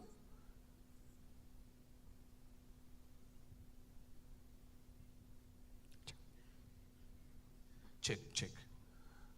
Request you to give you the review of the company. So we have reviewed the company, and the company is registered in 2022 August. So I think we are good to go with the company. And we have reviewed the shareholder pattern as well. So thanks, Venu Garu. And company secretary, can you please confirm the shareholding pattern and any challenges? 1 lakh. Can you please repeat? Their authorized share capital is 1 lakh. They are active complaint. Okay. Why you guys keep authorized capital as 1 lakh and ask 10 crores? No, sir, we are not asking 10 crores, but 10 lakhs. yeah, something like that. That's how first startups has to improve on their authorized capital. Yes. That's my gut feeling. Sir, legal, sir? We have checked the legality, and there are no legal cases against the company. So with that, there is a check, a startup before presenting to you whether they are fit for presentation or not. In some other companies or some other shows, you pitch, there's a glory, they give a check, there is a dance, and then later they will say the due diligence failed. We don't want to face that situation, so we are completing everything upfront and then inviting the startup. With that, over to you, Tej.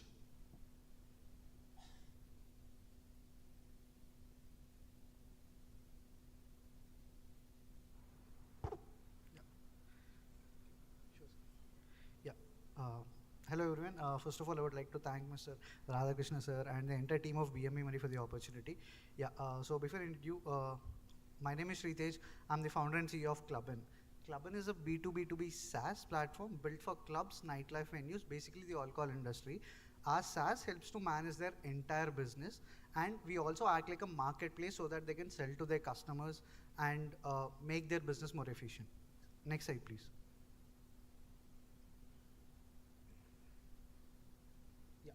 So coming to the B2B problems, we serve to B2B first, right? So we give to the business. So we solve the chicken and egg problem. Whether first we get clubs, then we have users. Rather, we say we first provide this technology to clubs so that clubs will already exist. Now we can enable through our marketplace. So what is that main B2B problems that exist? First, 90% of these establishments do not have online presence. You cannot find them online. Even if you do, discovery is a problem. Even if you discover them, finding them, billing them, and having an invoice on your app or in local, that is impossible, right? Even if you go to a wine shop today in 2024, you wouldn't get a bill. No one gives you a bill at wine shop. Even government doesn't want to regulate it because they know they have to buy it from the government anyway, right? But that is how majority of inefficiencies happen in the business. One, the thing is that because of these reasons, you can't find them online, you can't find new customers online, they have a higher CAC, customer acquisition cost basically. If you are in Hyderabad, you go to one shop or one club, you don't go somewhere else. There are 5,500 established licenses in Hyderabad, not even Telangana. How many can we name? 50, 100 max. But whatever the rest, 4,400, right? Sorry, 5,400. So because of this higher customer acquisition cost, marketing spend and advertisement. Third point, as I told you, no technology penetration at all. Even if they are, they use a little bit of billing system, which is point of sale system that is not connected to the user, neither their business in terms of vendor. So, and that is the no outdated POS, which is point of sale, no CRM and ERP integration. ERP is enterprise resource planning integration. And because of these reasons, they don't have any data. Because they don't have any data, they can't take any data-driven decisions. For a fun fact about data, we noticed about 6 months back, Indri was an alcohol in India which won an award in the United States, right? It was an Indian brand. None of the retail sale of alcohol people knew that there was a trend going on. We were associated with 50 plus clients. We called them, said them, hey, there's this new brand of Indri. You'll get it for 5,800 in Telangana. Please get it restocked because you will see a jump in the next 15 days. Because we analyzed Instagram data and the hashtags that were going on. By the time people went to the stores, they couldn't get it. So there was not a demand and supply curve that was met. When there was a lot of demand, then these people stocked up. By the time these people stocked up, the hype went away and they're left with Indri bottles. So that is the inefficiency. So coming to B2B2C, what are these customers which are facing these problems, right? So discovering these venues and events is difficult. You'll find it some on Paytm, you'll find some on BookMyShow. 90% do not even list their platforms, right? Because of high commission charges and even if an event happens today, the event or the club gets paid after 30 days. They pay their vendors after 60 days. That rotation cannot happen in this kind of line of business. Even if you do find on Paytm Insider, you buy it, right? You can obviously get it cheaper when you call them up. But in terms of refund, that's impossible. There's no authoritative position when it comes to managing these businesses. Your third point is friction. When you, in order, if I find, some people say that there's a stag entry, some people say there's full car, some people say half car, some people say entry charges, you need to wear shoes. What is that problem, right? That is the entire thing. And the last point is, once inside, the waiter ratio is 1:25, 1:50. For every one customer or one table, there are 25 waiters, sorry, for every 25 customers is one waiter or one person who's associating the orders. So what is the solution? Clubin.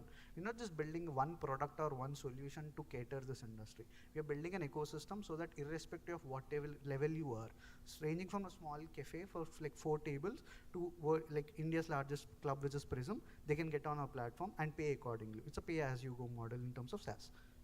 So I'm sorry that because of lights you can't see those circles, but our B2B is called something called ERP, POS and CRM. We haven't deliberately written CRM because it gives us wrong information. So that is the integration of ERP, POS and CRM. First, what we do is we enable these venues with technology.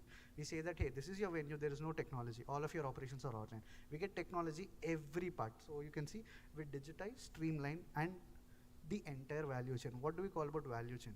Right from a consumer walking in to the waiter, to the bar, to the vendor of providing chicken, milk, paneer, bread, to alcohol, which is coming from the government.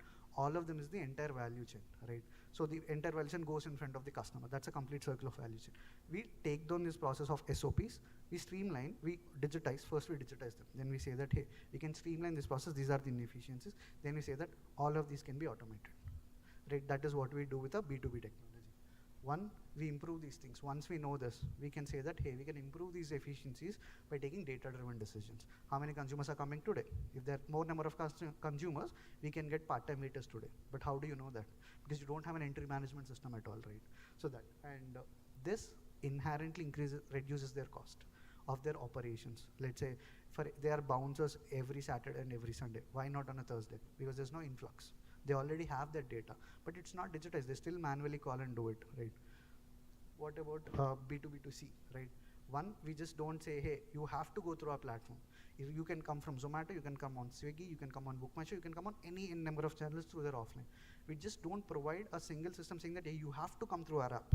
We say that you'll obviously find it cheaper on our app. That's what the Indian mentality looks for, right? So we just give a cost-effective solution for the club owner. So they can track the Zomato sales, Swiggy sales, irrespective of where they club in. Clubin B2B technology tracks that sale in terms of the user and the club. So that is what we do.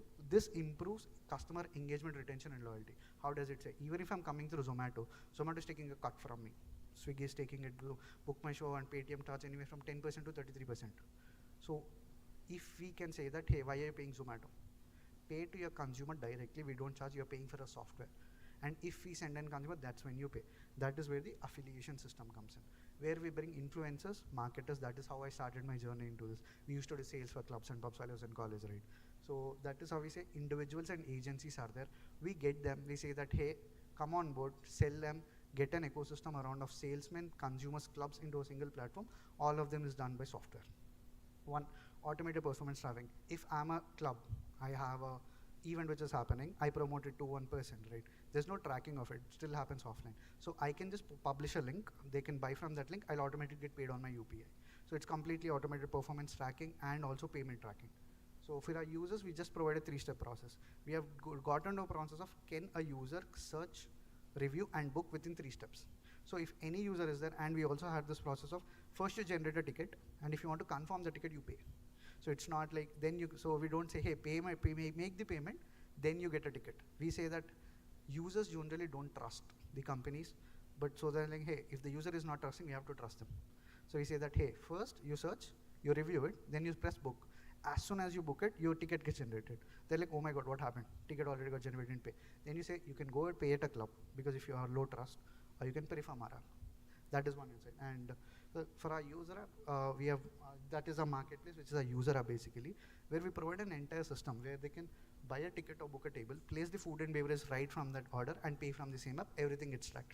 Let's say you don't have an app, right? You go usually, you don't want to download an app, there was no net connectivity issue. They take your phone number, they say, hey, this is the phone number, you already placed an app, you booked. 6 months down the line, when you download our app, that sale will be on your phone number. So it is not user app that you have to download, it's already there on the B2B tool, which is provided to the club. This entire ecosystem of ticketing, affiliation, marketplace, POS and ERP is Clubin. So integrally we used to call it Pentagon, we didn't have a name. So what is our revenue model? For our ERP and POS, we charge a fixed fee. That is depending on the venue size. That could range from 2,000 rupees all the way up to 45,000 rupees, depending on the size of the revenue. So ticketing platform, we charge anywhere 6 to 8%, that is including the payment gateway fee, that is 2 to 3%. So that is already less than half what is paying up 10 to 33% of their conversion. And affiliation, marketing and services, these are additional forms of revenue, because let's say they want push more sales. We say that, hey, this event is very hard to push. So we say that, hey, you need to pay us a little more commission. Where we keep 20%, 80% goes to the affiliate who's actually making the sale. Marketing is we say that we know who to target this thing. So there was one event where we sold it to college before the event went live, because we knew who would come there. It was a stand-up comedy show. We know the hardcore base which comes to this particular stand-up comedy. We said that, hey, why are you putting on a ticketing platform? Your venue size is 100 people. We called up like 300-400 people. We say that, hey, this is going on a discounted rate. We'll give you like 30% discount. You're getting it 40% cheaper. We'll do the sale. They're like, if I close the sale today, I'll get paid more 20%. That is how it happened. So we know who to target.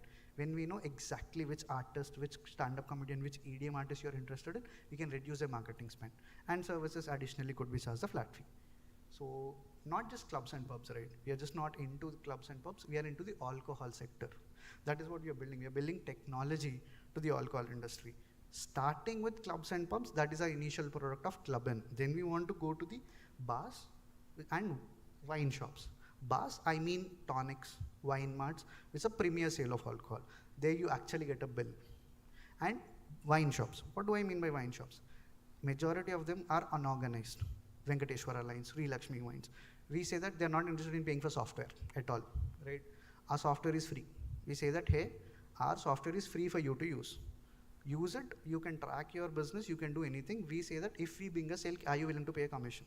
If I'm in Gachi, let's say I'm in T-Hub, I want a bottle of Blue Label, right? I can search Blue Label, it's going to tell me what is the nearest shop which Blue Label sells me for the cheapest, or which is the most efficient, or would they have some sale, or there's any collaborative discount that could be done. We are partnering with corporates saying that, hey, we'll give you a discount, right? Corporates want to have that kind of a thing, right?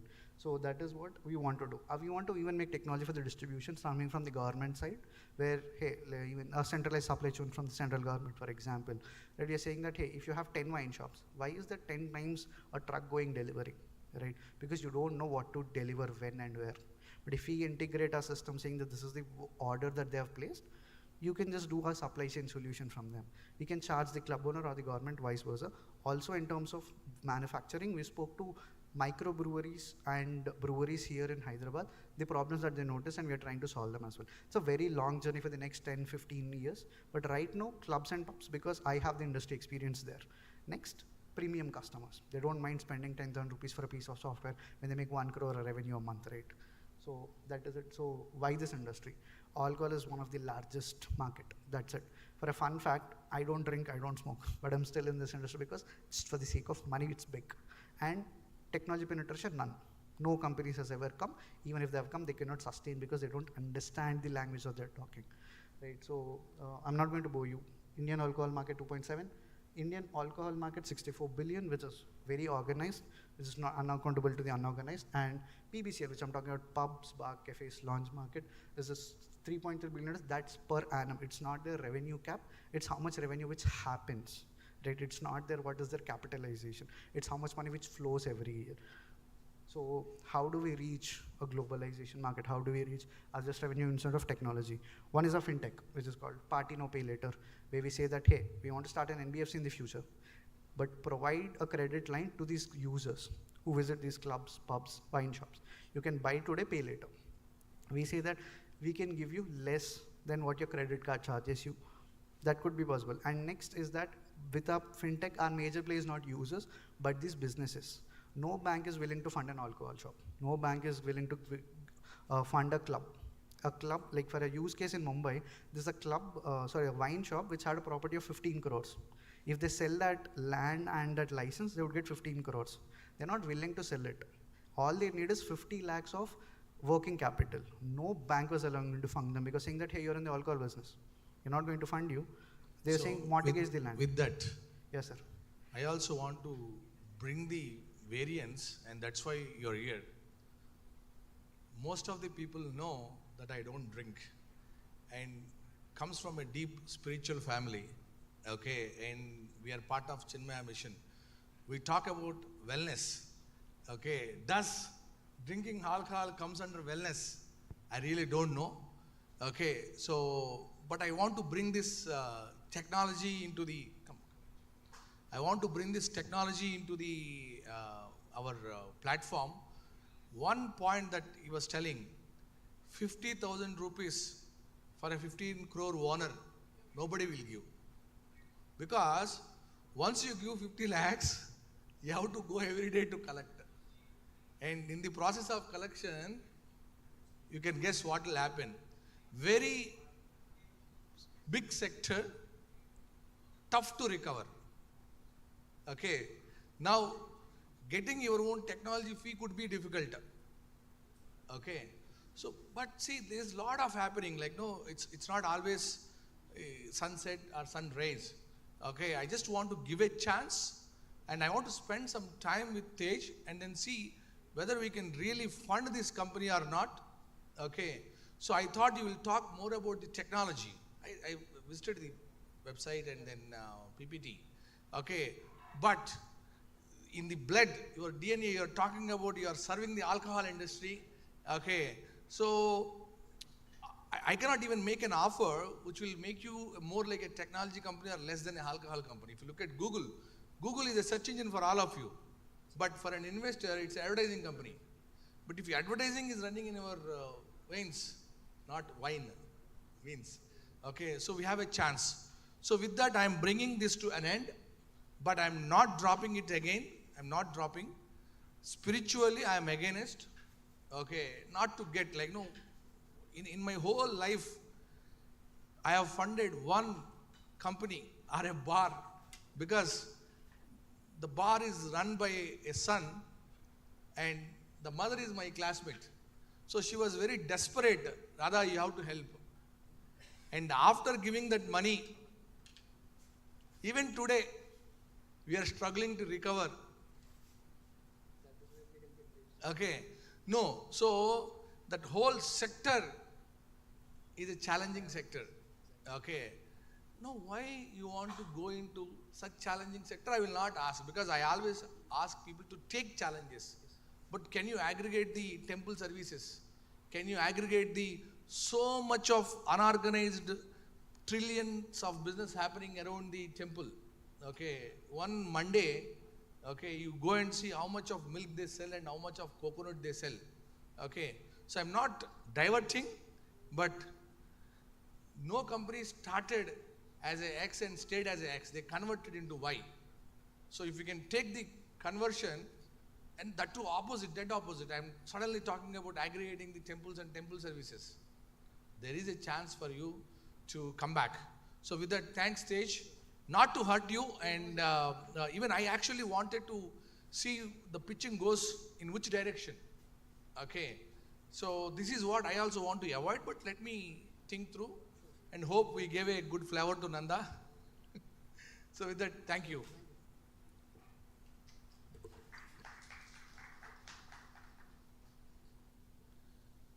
So before going to the next startup, can you bring Oxy Loans PPT or a website or the recent 1000 celebrations video?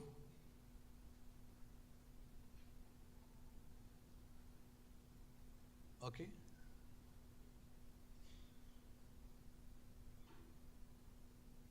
So, without confusing you,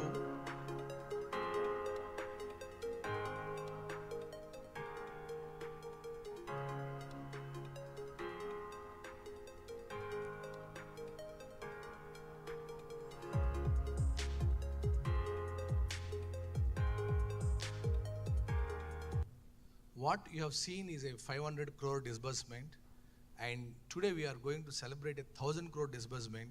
We have all our lenders over here. Okay, we'll invite one by one and we'll celebrate. We'll just try to close this in 5 minutes. Are you ready, Narendra? Can you bring the awards and then quickly?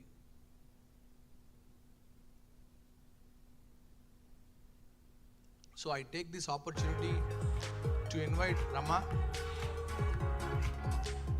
So Rama manages my home, the 2 kids. She's my wife. And she also manages a 28-member technology team. We are 55 people in the company, and she manages the technology in a way that it can do business. Fortunately, I don't need to tell anything plus, minus, how much business we have done, what is the revenue. In fact, the reports comes from their module. So I request Rama to help me in distributing the awards. Definitely the legend. Today, I am a founder of the company, but as I said, 0 marketing expenses. Then how did we did 1,000 crore disbursements? It is happy lenders. A happy lender who is getting 2% got another 200 happy lenders. Such one legend, Satish Pashmurthy garu. Please welcome, sir. Followed by Raj Sandeep. So we need to fast up to save the people's time. J.K. Rao garu, one by one, sir. Yeah. Thank you, Satish garu. One-liner, always. Okay. Yeah, it's been a very good experience. I have been with Oxy Loans for last 3 years. It's always going north in terms of investments or returns, or in terms of the security or the way they design the products and the returns we get. It's always good. And as you told, I'm a very happy customer, and I have referred to my friends too. So very good experience, very happy experience with Oxy Loans. Thank you, sir. So at Oxy Loans, if you register as a lender and invest or lend 1 lakh, you get month on month 1.5%, 1.75%, 2%, 2.5% based on the borrower risk and deal. Okay. So with that, let me invite Raj Sandeep.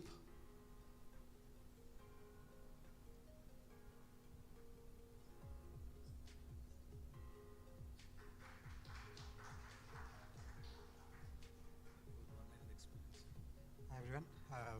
I'm meeting Radha for the first time.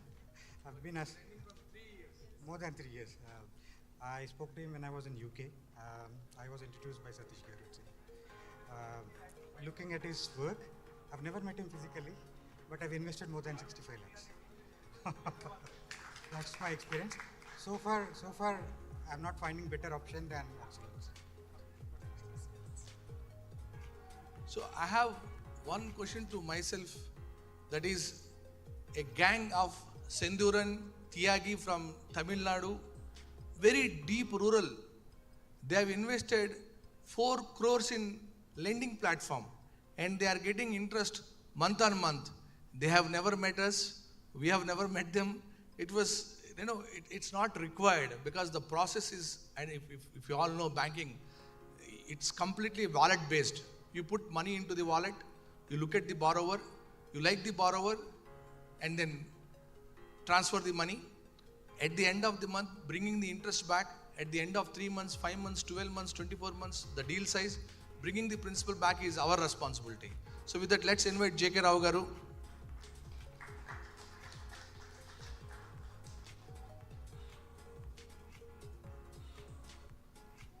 Oxy Loans is the most trustworthy and reliable company, and Radhagar is an excellent leader, and he keeps entire team very happy and they work relentlessly for our benefit. Thank you so much.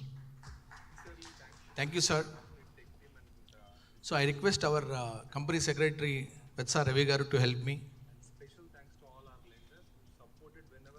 So in a RBI world, the compliance is most important. Every day we have to ensure that we are meeting the shareholding patterns, we are meeting the XBRL guidelines, and they are changing very fast. You know how they have punished Paytm, you know how they have punished IIFL, you know how they have punished 10 plus organizations recently who are out of the business. And we ensure that they come to audit every 3 months. So it's a very professional organization, and with zero marketing, with only lender satisfaction, we are able to build. And I want to continue to build that because I feel they are a family. Like, Raj Sandeep, I feel this is the first time we met, but I never felt this is the first time I met. We keep talking, we keep getting into the calls. So Ravi Garu, your experience, sir. Radha sir will give every day a critical task to me. That is only one word I can give. Thank you. So now we are building a LLP company where 1 lakh plus people can join as a partners. So what do we do with this money? We'll let you know. So I request our Venu, our chartered accountant.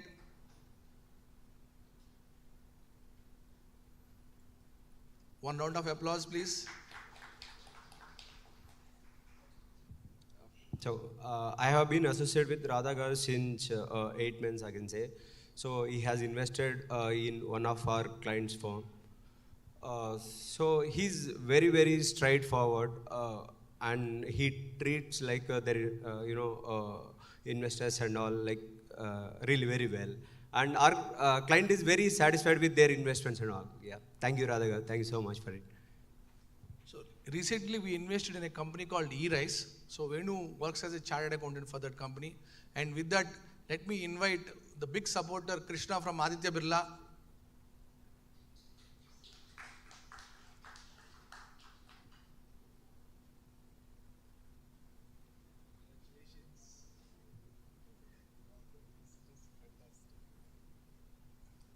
So let me invite PC Kumar Garu.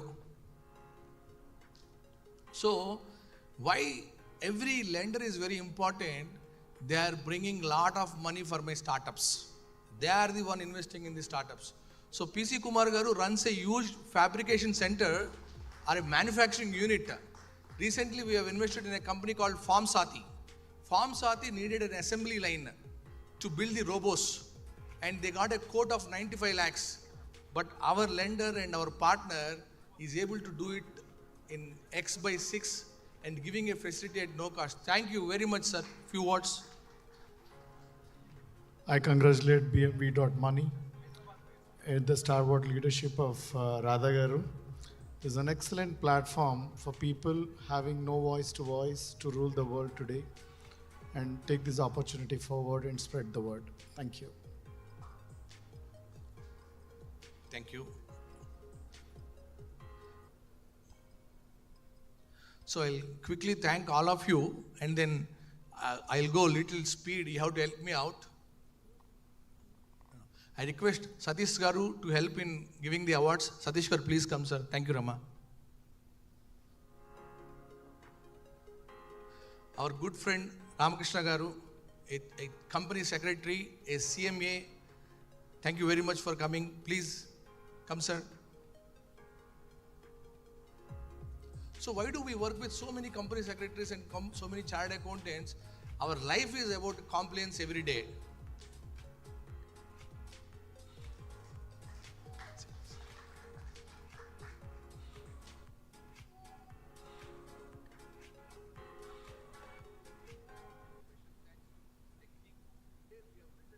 So every time we acquire a company, we invest a company, we are getting new chartered accountants, new company secretaries. Thank you very much for joining us.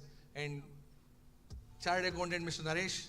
Complete tech team and the sales team and all our staff members. And special thanks to all our lenders who supported whenever the fund is required. They have initiated it on the same day. Because of them, we have done the 1,000 plus students we have executed. Thank you so much.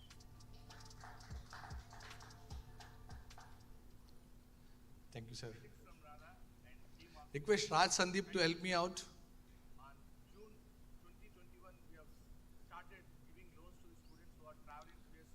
time to celebrate, and thanks to our future investors, Chaitu, request, and our director, Nandan Garu. So Nandan Garu, sorry, I am using so many names for you. You should introduce yourself now.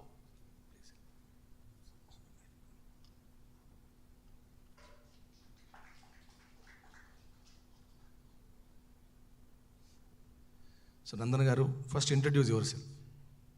Hi, my name is Nandan Babu. We own a film school in Hyderabad. Its name is Dada Saheb Phalke School of Film Studies. The chairman is Mr. Dilraj Garu. Founder is Mr. Mamaheshwara Garu. With a common friend, I met Radha Garu, and he has a dream project of making this as a TV show. I am helping him in this. Thank you. Thanks for joining, and please accept our award. You have to help me, and I'm going to call out the names. Please come. Shiva Prasad Garu, MaxPay, are you here? Please come, sir. So he has yet to pitch. Shiva's pitching is pending, but we want to just thank for him coming and give our 1,000 crore disbursement award. You can put on us onto your platform. We will be your NBFC partner.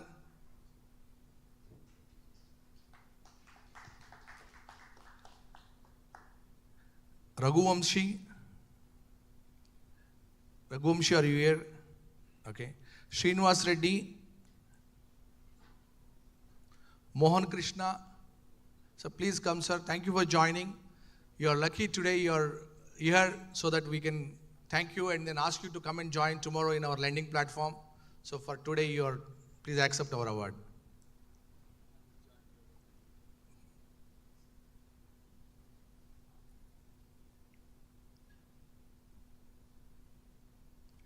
Thank you.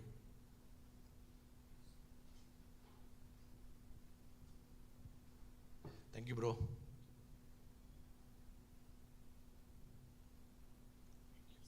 Thank you. And our wild card entry, Ramanujam, Kalyan Ramanujam.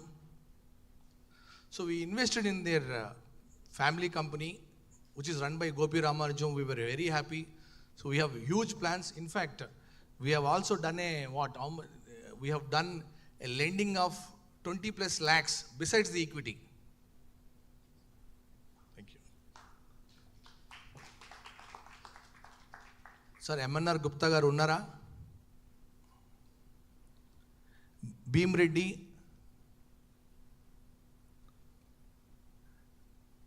Ashok T. Ashok T, are you around? M. Shivan. Okay. R. Kalyan. R. Kalyan, that's you. Okay. Nagarjuna. Anirudh. Hope Anirudh should be around. Okay. I'm sorry if any of you are our Oxy Loans lenders, and if I don't know, is there anyone you are lending on our platform or part of any of our investment but I have not called you? Okay. So with that, we'll move on to the next company. Thank you. Thank you, Raj Sandeep.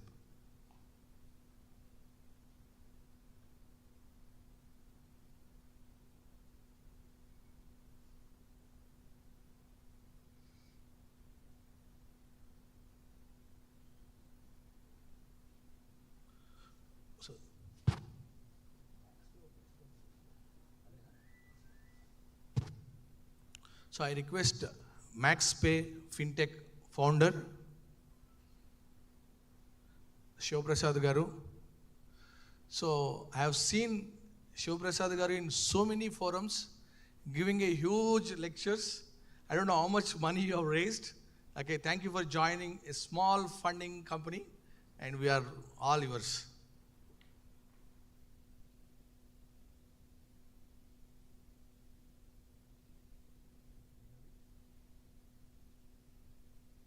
Can you hear me now? Namaskaram. Sir, thank you so much for giving us this opportunity. Really happy to be here. My name is Shiva, and I have a co-founder, my wife, Kavita. And I come from a tech background for the last 20 years. And Kavita comes from an underwriting background. So we wanted to build a tech stack for India, But most of the research we have done when we went to banks and NBFCs, they always looked at the top 10 to 20 percentile of the population, where there is some data to underwrite from a credit underwriting standpoint. But our interest was in the bottom 100 million, 200 million people who don't have access directly to credit, but maybe new to credit, that category. So we did a lot of research, spent a lot of time, participated in a lot of hackathons. That was one way of getting us recognition with the regulator and the banks. So we won the hackathon for Reserve Bank of India Innovation Hub, and we got incubated with RBI, and that was a big tick in the box. I'll just talk about the problem statement very quickly. This is about the company. The problem is this, right? One is, like Sir said, acquiring customers is a big cost for banks, and acquiring the right customer with the right data set so that you can underwrite it much better. Lending is probably digitized today, you can lend, but collections is a big problem. So our focus was how can we focus on collections and bring everything back. And the process was very manual. And I'll tell you the first category we wanted to figure out, because this is again, I believe there are more shopless vendors in India than vendors with shops. So the first cohort we picked was the street vendor category, where again, we had to go a little deeper and understand the borrower themselves, right? So we worked with urban local bodies in India, in all the states. So we exactly know who the vendor is, which municipality they are registered with, and built a product with AU Small Finance Bank for lending to this category. I'm happy to share with you that there are over 1 crore registered vendors in India who fall in that category. And because they are new to credit, we wanted to build a structure for them, start with a small ticket size and keep growing on that platform. So the first ticket size we give is 10,000 rupees, second is 20,000, and the third is 50,000, but they grow with us on the platform. So over a period of time, they migrate from becoming a micro entrepreneur to an MSME category, so to speak. So that's our idea. But again, we built an entirely tech platform built in-house. So we have two parts to the platform. One is Pehchan Pay, which basically identifies you as a borrower who's new to credit or just in the credit cycle. You can start our journey with us. And here we have plugged in almost all the government-backed loans in the stack. Once you grow your credit history with us and we understand your behavior and your repayment cycle, you can move to max credit, which is a larger ticket size. So we have created a funnel of our own, where people come in, start the journey with us, and then we keep on moving them to the higher lending ticket size. Again, the solution is completely digital, built in-house. Recently the digital lending guidelines came in, and we are one of the first companies which are compatible with the RBI's guideline on how digital lending practices have to be met. The size of street vendor market is very large in India. So you can imagine when you see a physical store, you'll see 3 vendors outside the store. So the market is very large. Till date, they only got access to money from money lenders and family and friends, correct?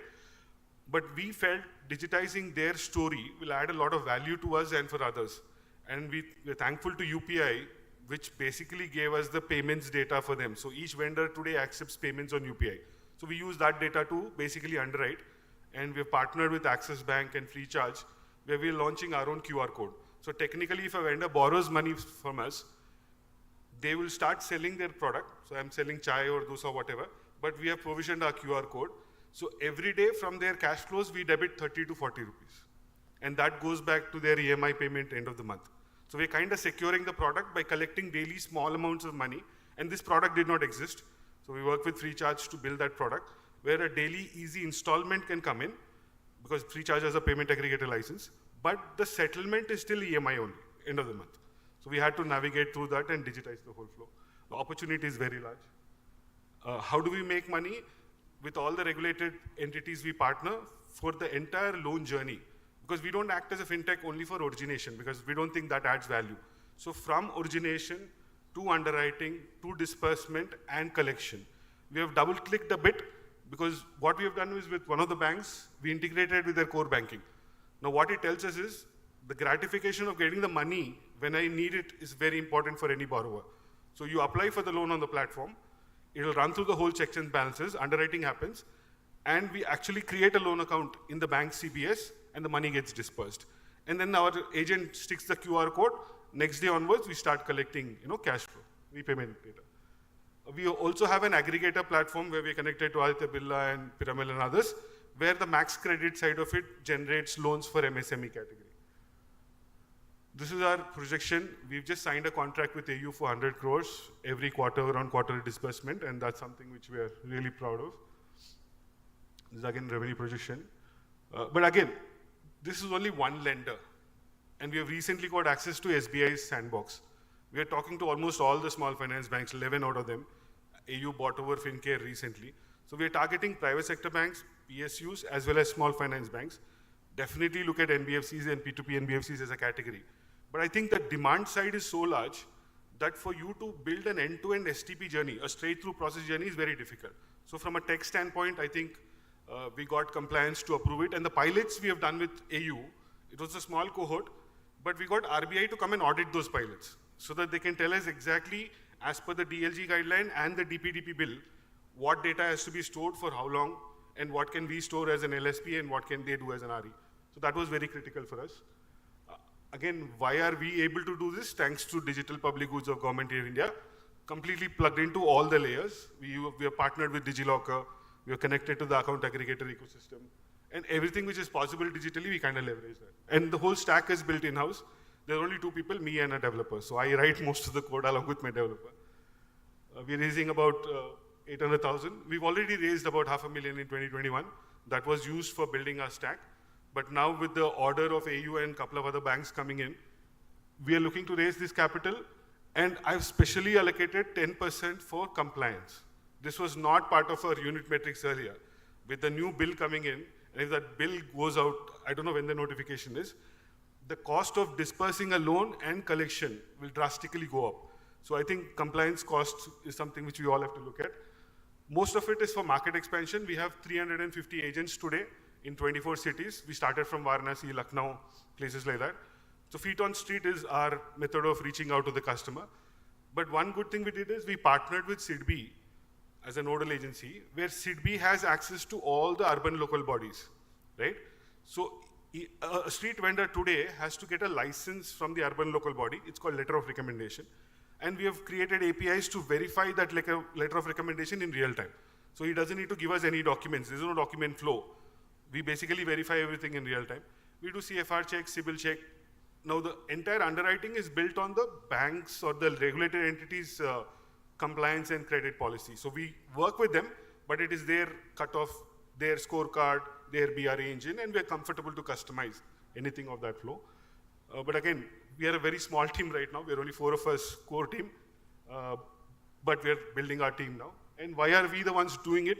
Like I said, we participated in most of the hackathons, and we won almost all of them. And we are incubated with IIM Ahmedabad. We raised money also, but we got a lot of grants. So we got grant from Citibank, we got grant from IIM Ahmedabad. Recently, we got grant from Telangana government also. So that's something which proves that academically also we are included in most of the labs. This is our core team. That's me and Kavita. Bhagesh was a student. He was an engineering student when I hired him. Trained him for 4 years. Now he is passed out. Ravi recently joined us from Axis Bank. He was a product manager there. Gurmeet was part of Fullerton core team when she was building the CIBIL and bureau scores. And Anuj sir is our mentor from IIM Ahmedabad. Yeah, I'll stop it there. I think 8 minutes I finished. Yeah.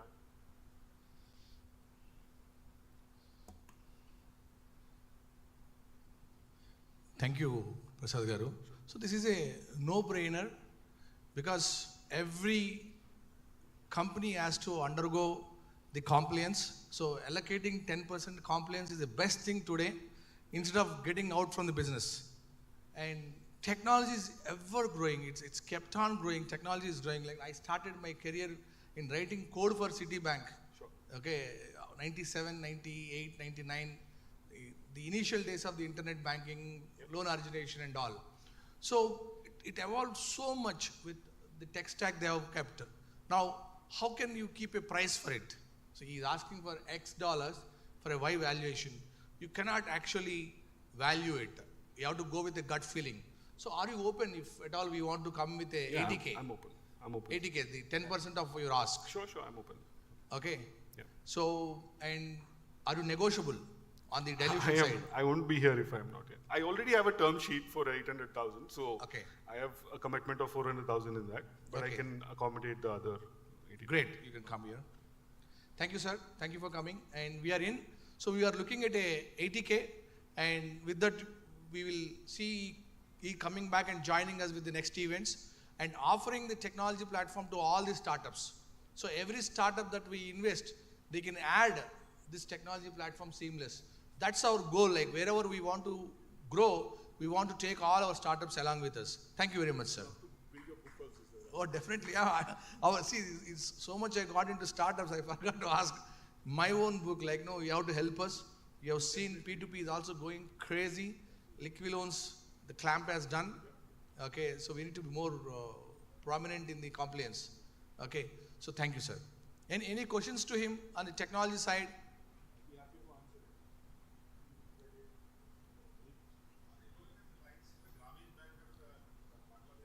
That's more on a MFI category, but that's more on an agent reach out without tech. So we want to be like tech first, because most of the experiences we have seen, vendors are now becoming very tech savvy because they have access to applications and they're able to navigate much better. Collections is one area where I feel the daily collections model, what we are building with access and free charge, that will add a lot of value. So as long as, because in the pilot itself, we don't have DPDs, NPS don't exist in ours because we're able to monitor the QR code every day. So for us, if the QR code is not used, we'll send somebody to follow up and check. That cannot be a business model. Thank you, sir. So can you, Sai, can you bring BMV.money back?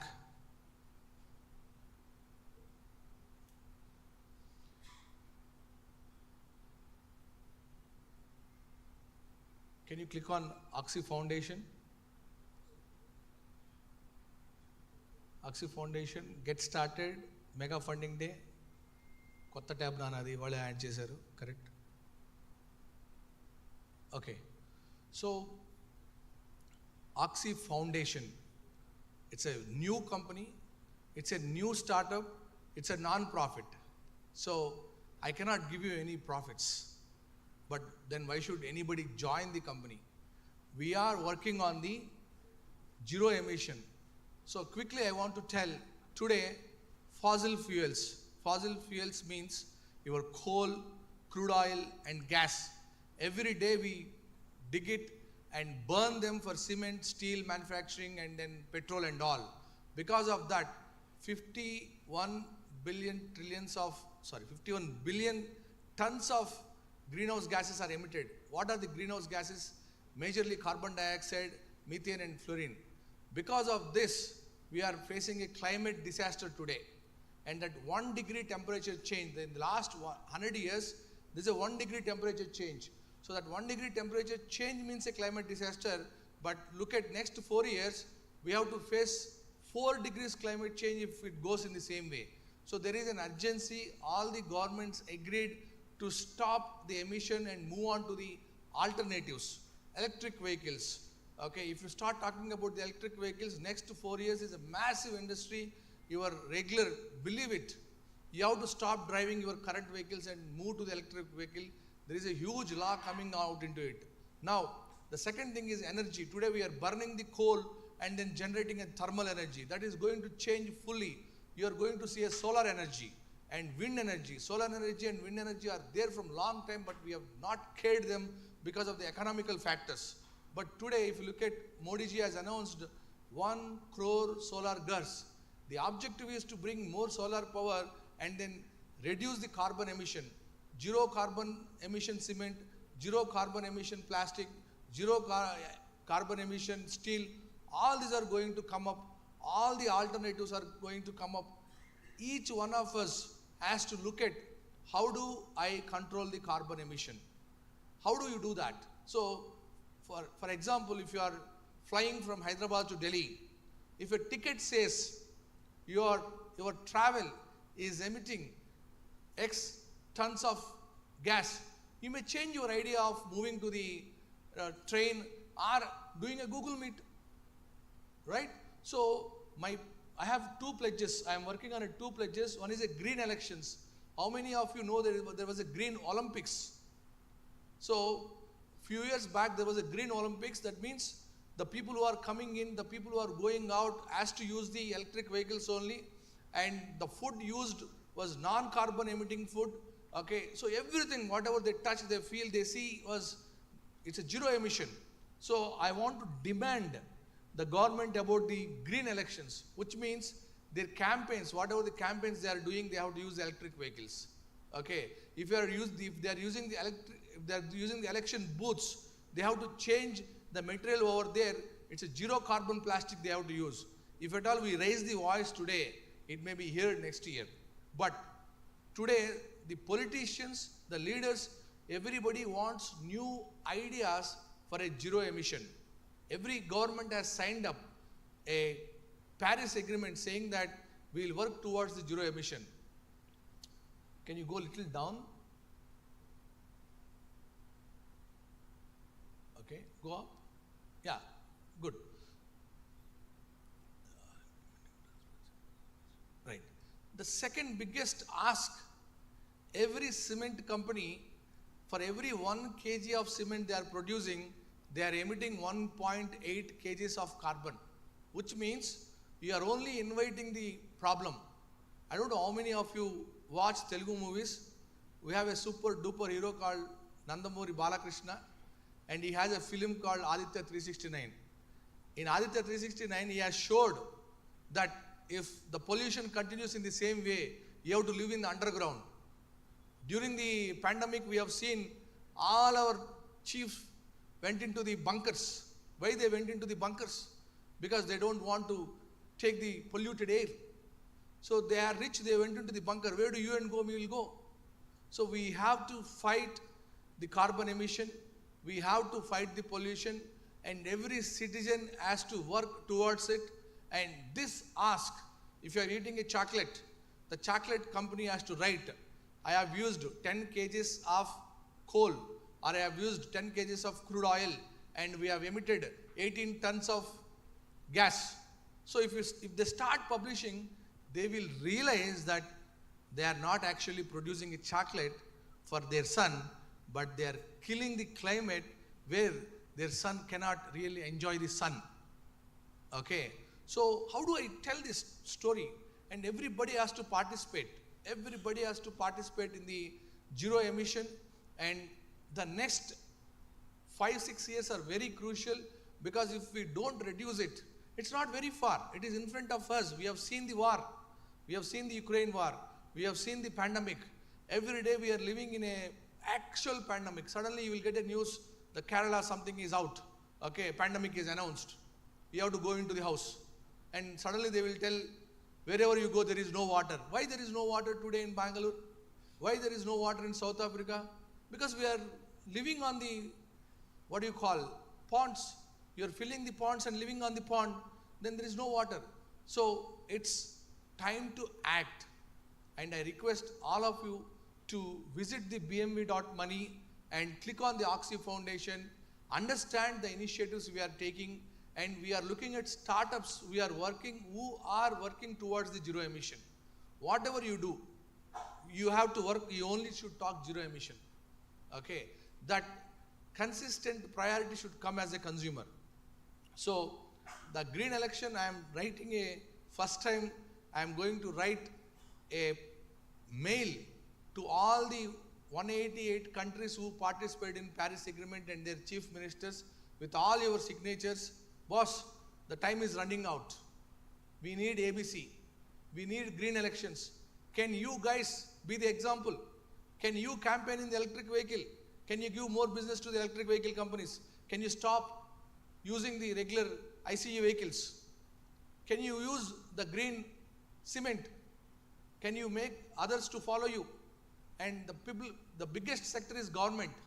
If government decides, they can change all the buses into electric vehicles, which already started, but we don't have a manufacturing capacity. We need more manufacturers. BMV.money is investing into the electric vehicles heavily. We have already given term sheets to 4 manufacturers. You will see all are 4 different manufacturers, but everybody is delivering a 3-wheeler, 2-wheeler, 4-wheeler and upside. Okay, so we are funding them. We want more people to join. So with that, thank you. Please understand, you have to support me today so that we can meet again tomorrow. Else, there is no tomorrow for us. So with that, let me invite our last startup for the day.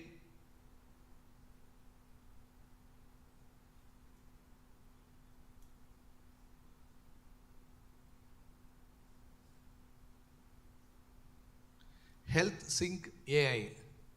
Request Health Sync AI, very enthusiastic founder. I have seen you, jumping, running, laughing around the table. Okay, so all yours, my friend. Surya Prakash.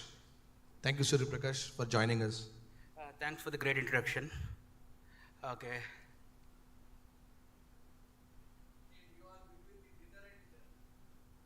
Yeah, I know. I'll finish very fast. I am also starving. So, actually, both.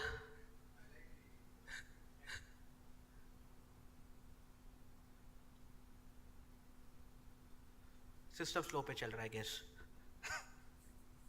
Sure. So let me tell you one thing. So before the starting of my slide, I'll introduce myself. So I'm Surya Prakash Reddy. I did my MBA from Australian graduate of School of Management, one of the top reputed business school in the world. And I have 10 years of experience into business development and as well as business analyst. Actually, I'm a travel enthusiast and I used to go for work most of the times. I used to travel a lot.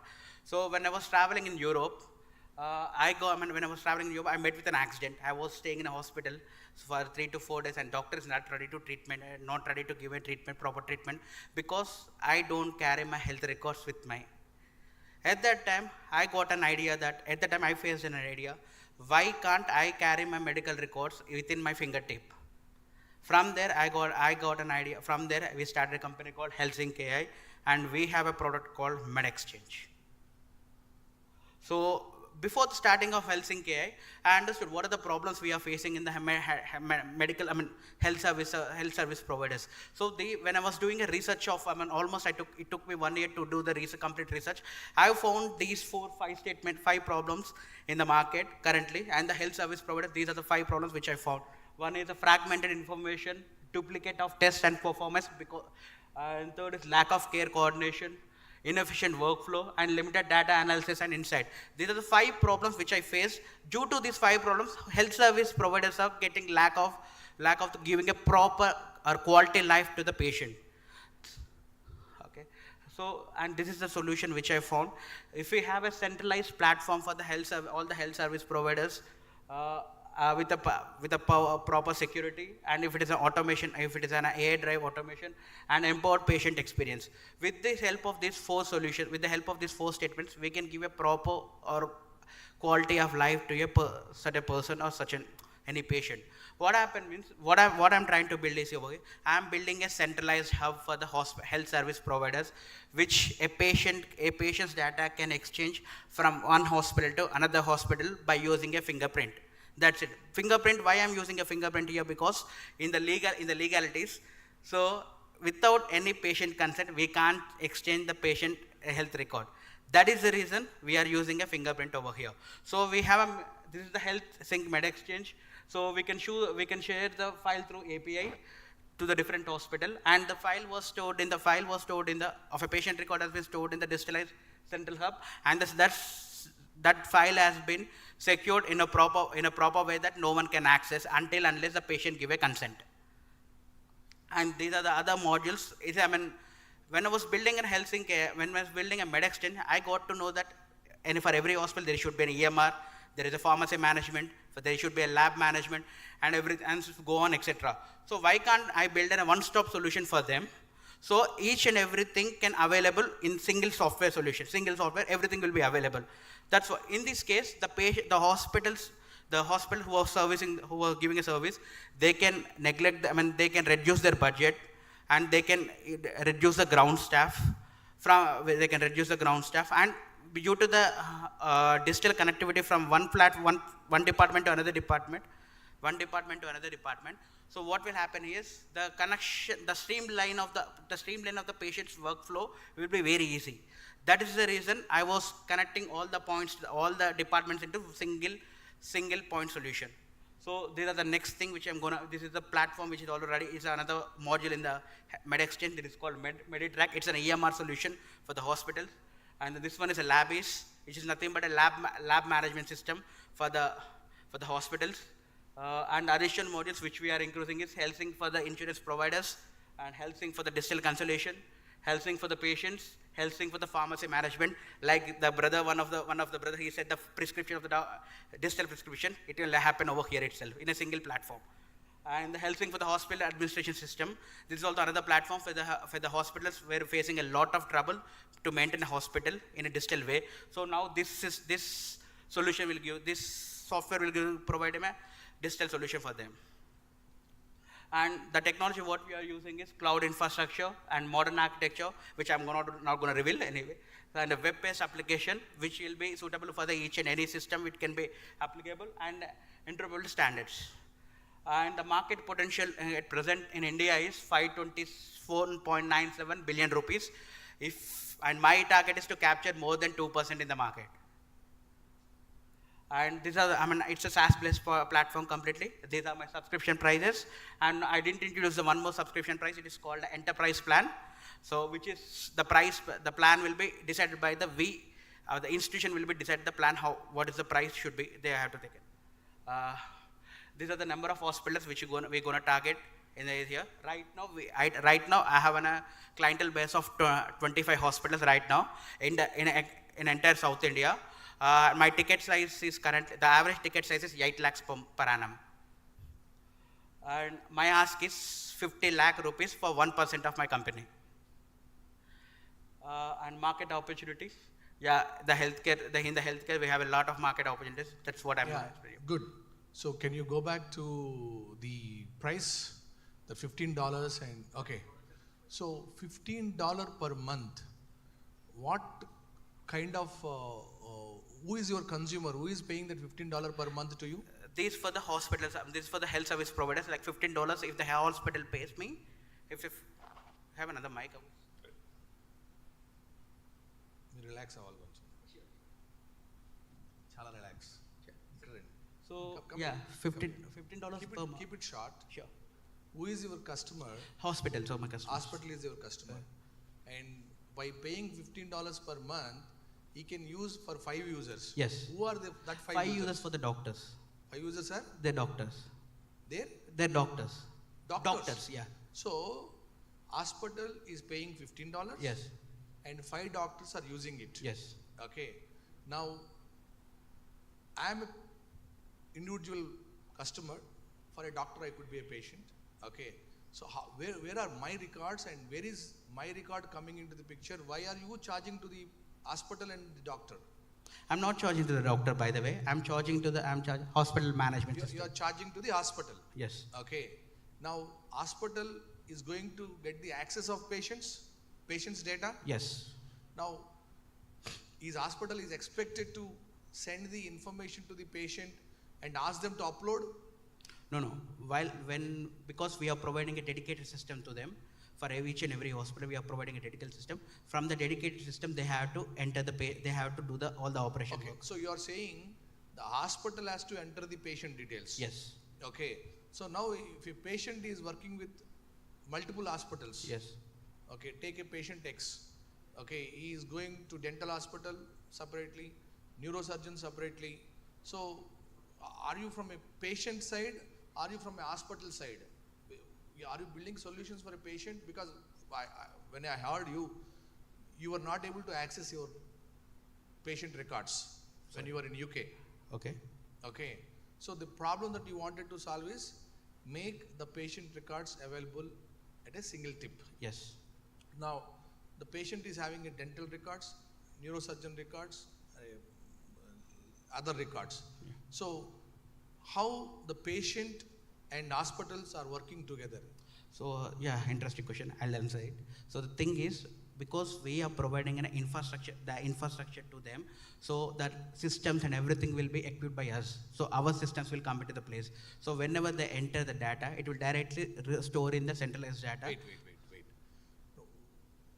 You're selling software to the keep it there. Yeah. You're selling software to the hospitals. Yes. Okay. So, are you solving the patient problem or a hospital problem? I'm solving both the problems at a time. Both the problems. Can you tell me how you are solving a patient problem? So, if a patient patient records will be in the centralized data, so they can access by using the fingertip. If we go into someone, suppose I'm the patient, I went to Continental nearby. I went because I'm in Mumbai right now, but tomorrow I'll be in Mumbai. Wherever you are. Wherever. Okay. some XYZ hospital I went. I don't carry my patient record. I'll open my app and I'll show it to him. These are my patient records. Correct. And you can check. So, you have an app. Yes, we are building. Where any patient or any citizen can log in as a patient and upload their records. Not uploading, they can access the record. That's it, not uploading. Okay, they can access. Yes. So, in order for them to access, hospital should be onboarded. Onboarded. That is my question. Yes. Thank you. So, now the patient is visiting 10 different hospitals in a lifetime. Yeah. Okay, he visits glasses, dental, surgery. So, out of this 10, you are only able to onboard 2 hospitals. Okay. Optical shops or what do you call them? Ophthalmologist. Okay, you have onboarded ophthalmologist. So your eye measurements are there with the ophthalmologist and it is there in the app. You visited the dental, so he is also your customer. The hospital has uploaded your documents, but you also have visited 8 other hospitals, but they are not using the software.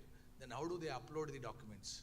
That's a challenge, and I'm ready to take that challenge, and I'm working on it. So I think that's the reverse engineering we all have to do.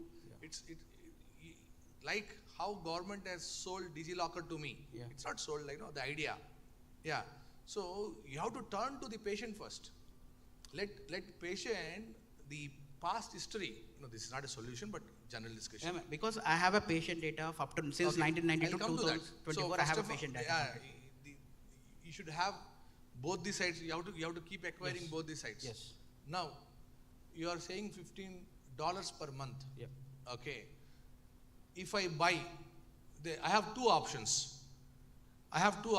Give him a 50 lakh and take 1%.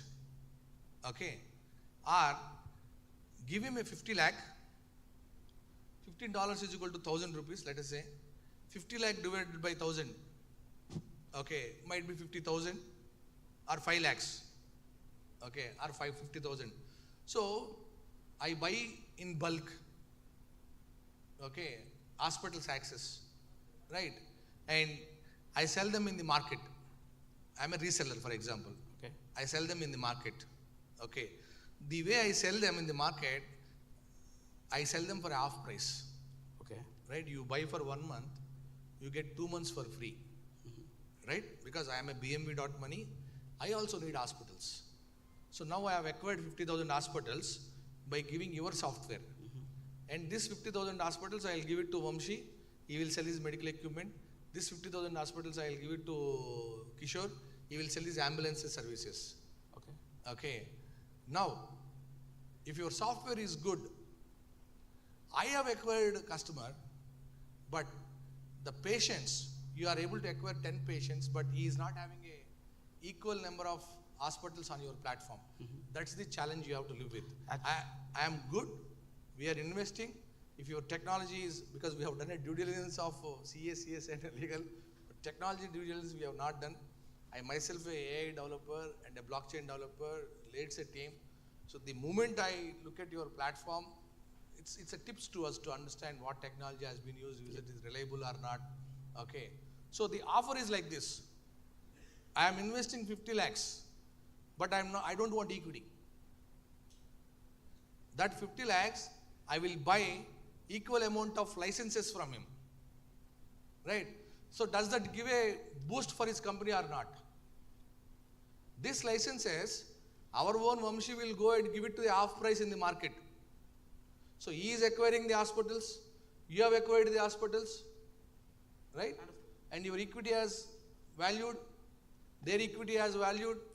Now, for 50 lakhs, if you have decided to give 1% equity, what I will say, I'll give you the 50 lakhs, give me 0.5% equity only, and give me the access for half price.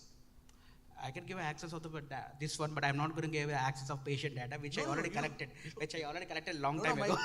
My customer is hospital, not the patient. Yes, understood. That is the reason I asked, are you solving a patient problem? No, that's what I said. Now I'm solving both the problem. For the patients, I'm giving a free of cost.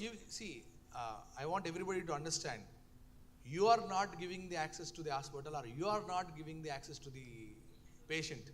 I am selling if they come to your platform, they have to pay $15. Okay. If they go to Vamshi, we will give it at $7.5. Okay. Okay. So who is owning the customer? Am I owning the customer or you owning the customer? No, not you. I gave it half price. Tomorrow I give it a quarter price, you will go to the other hospital. Yes. And I can swing you. Okay, so with that, we are also interested in your company, but we have to give a deep look into the technology. Sure. And I want to tell one example and then stop it. How many of you have seen your father using a topaz blade for shaving? Or how many of you has at least seen that blade? Okay. So if a topaz blade is costing 8 rupees, one full blade is costing 8 rupees, okay.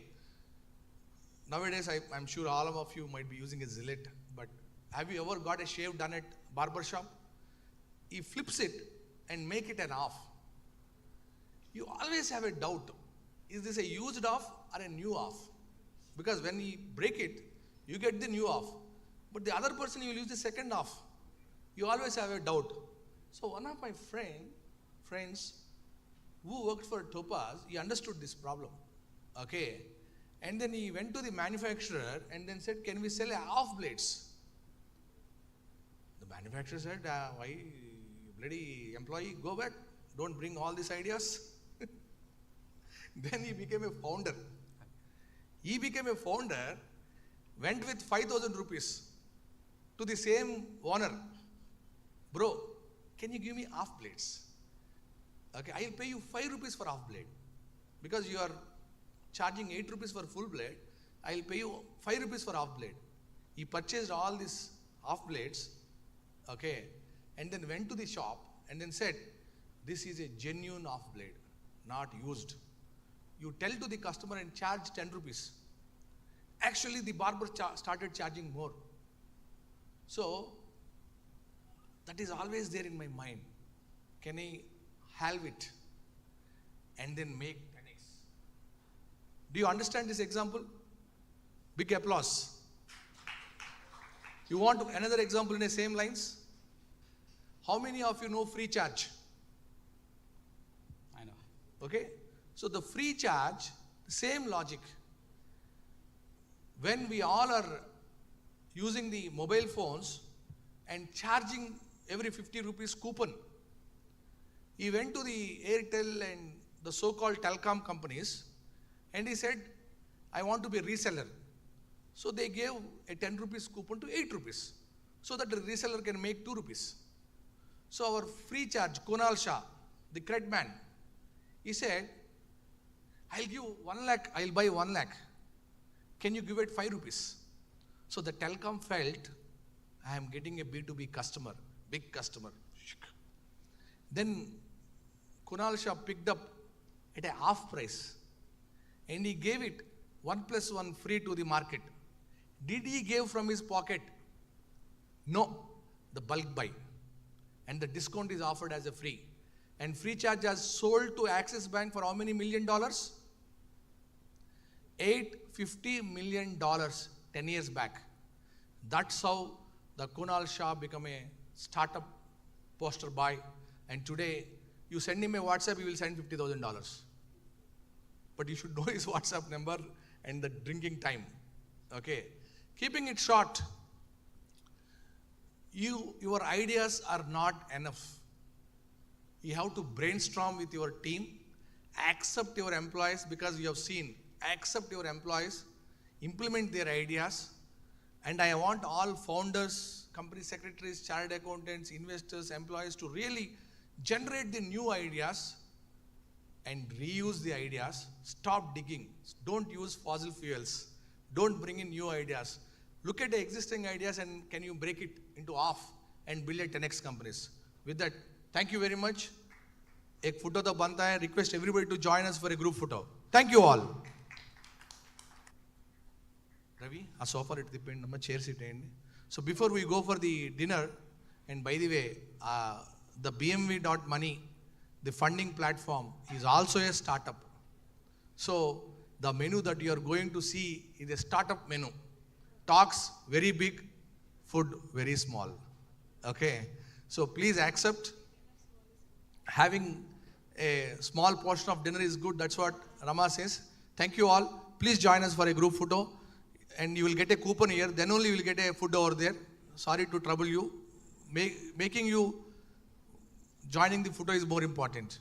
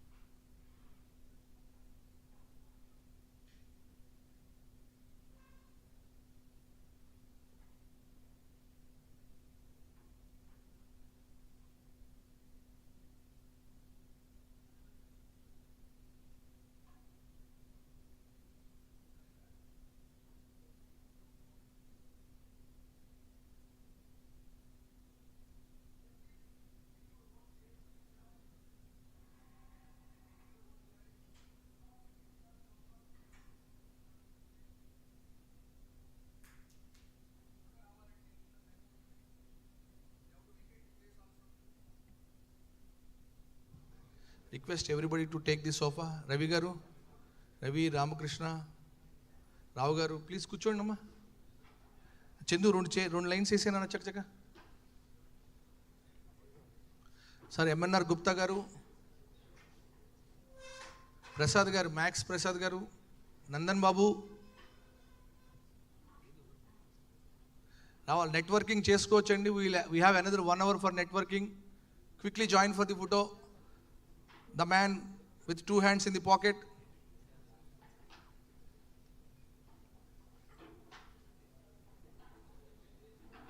ఎవరో వెళ్ళిపోతున్నారు, రావాలి.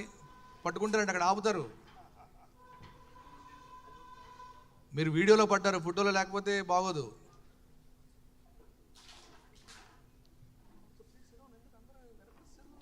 రాగండి, కూర్చోండి.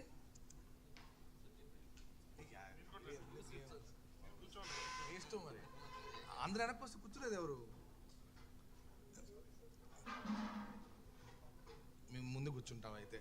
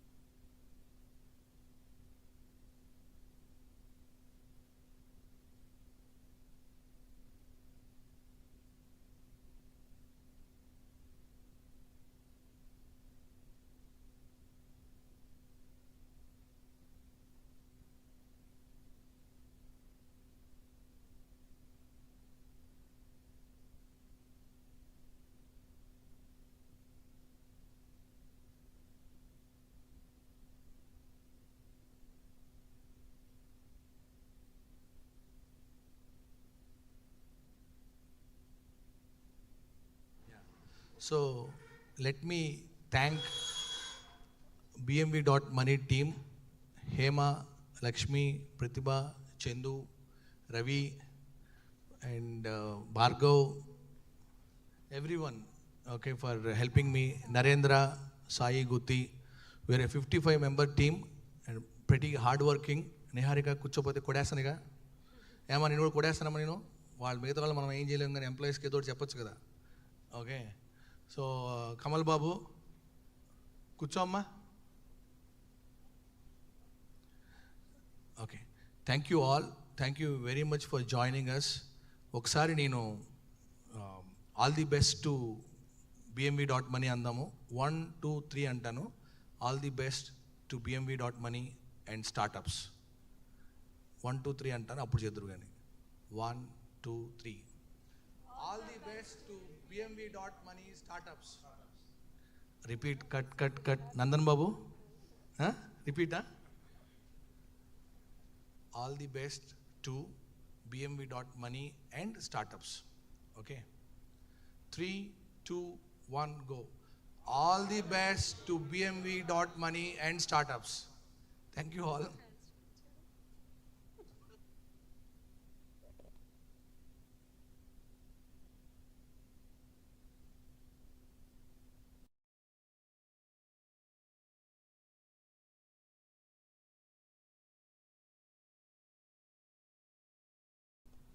With photographer అల్లుడు గుణాతో రాధా కృష్ణ మా అక్క కొడుకండి.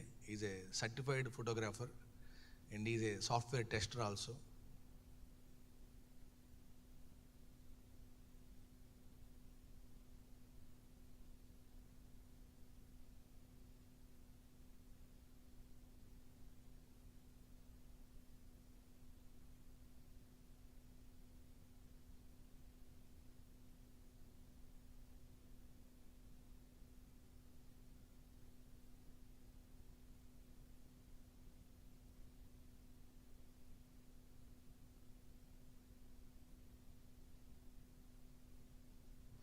Thank you all for support staff and our lenders. Dr. Rao, sir, ఇప్పుడు వచ్చారు సార్ మీరు డాక్టర్ రావు గారు. Thank you all. Thank you one and all.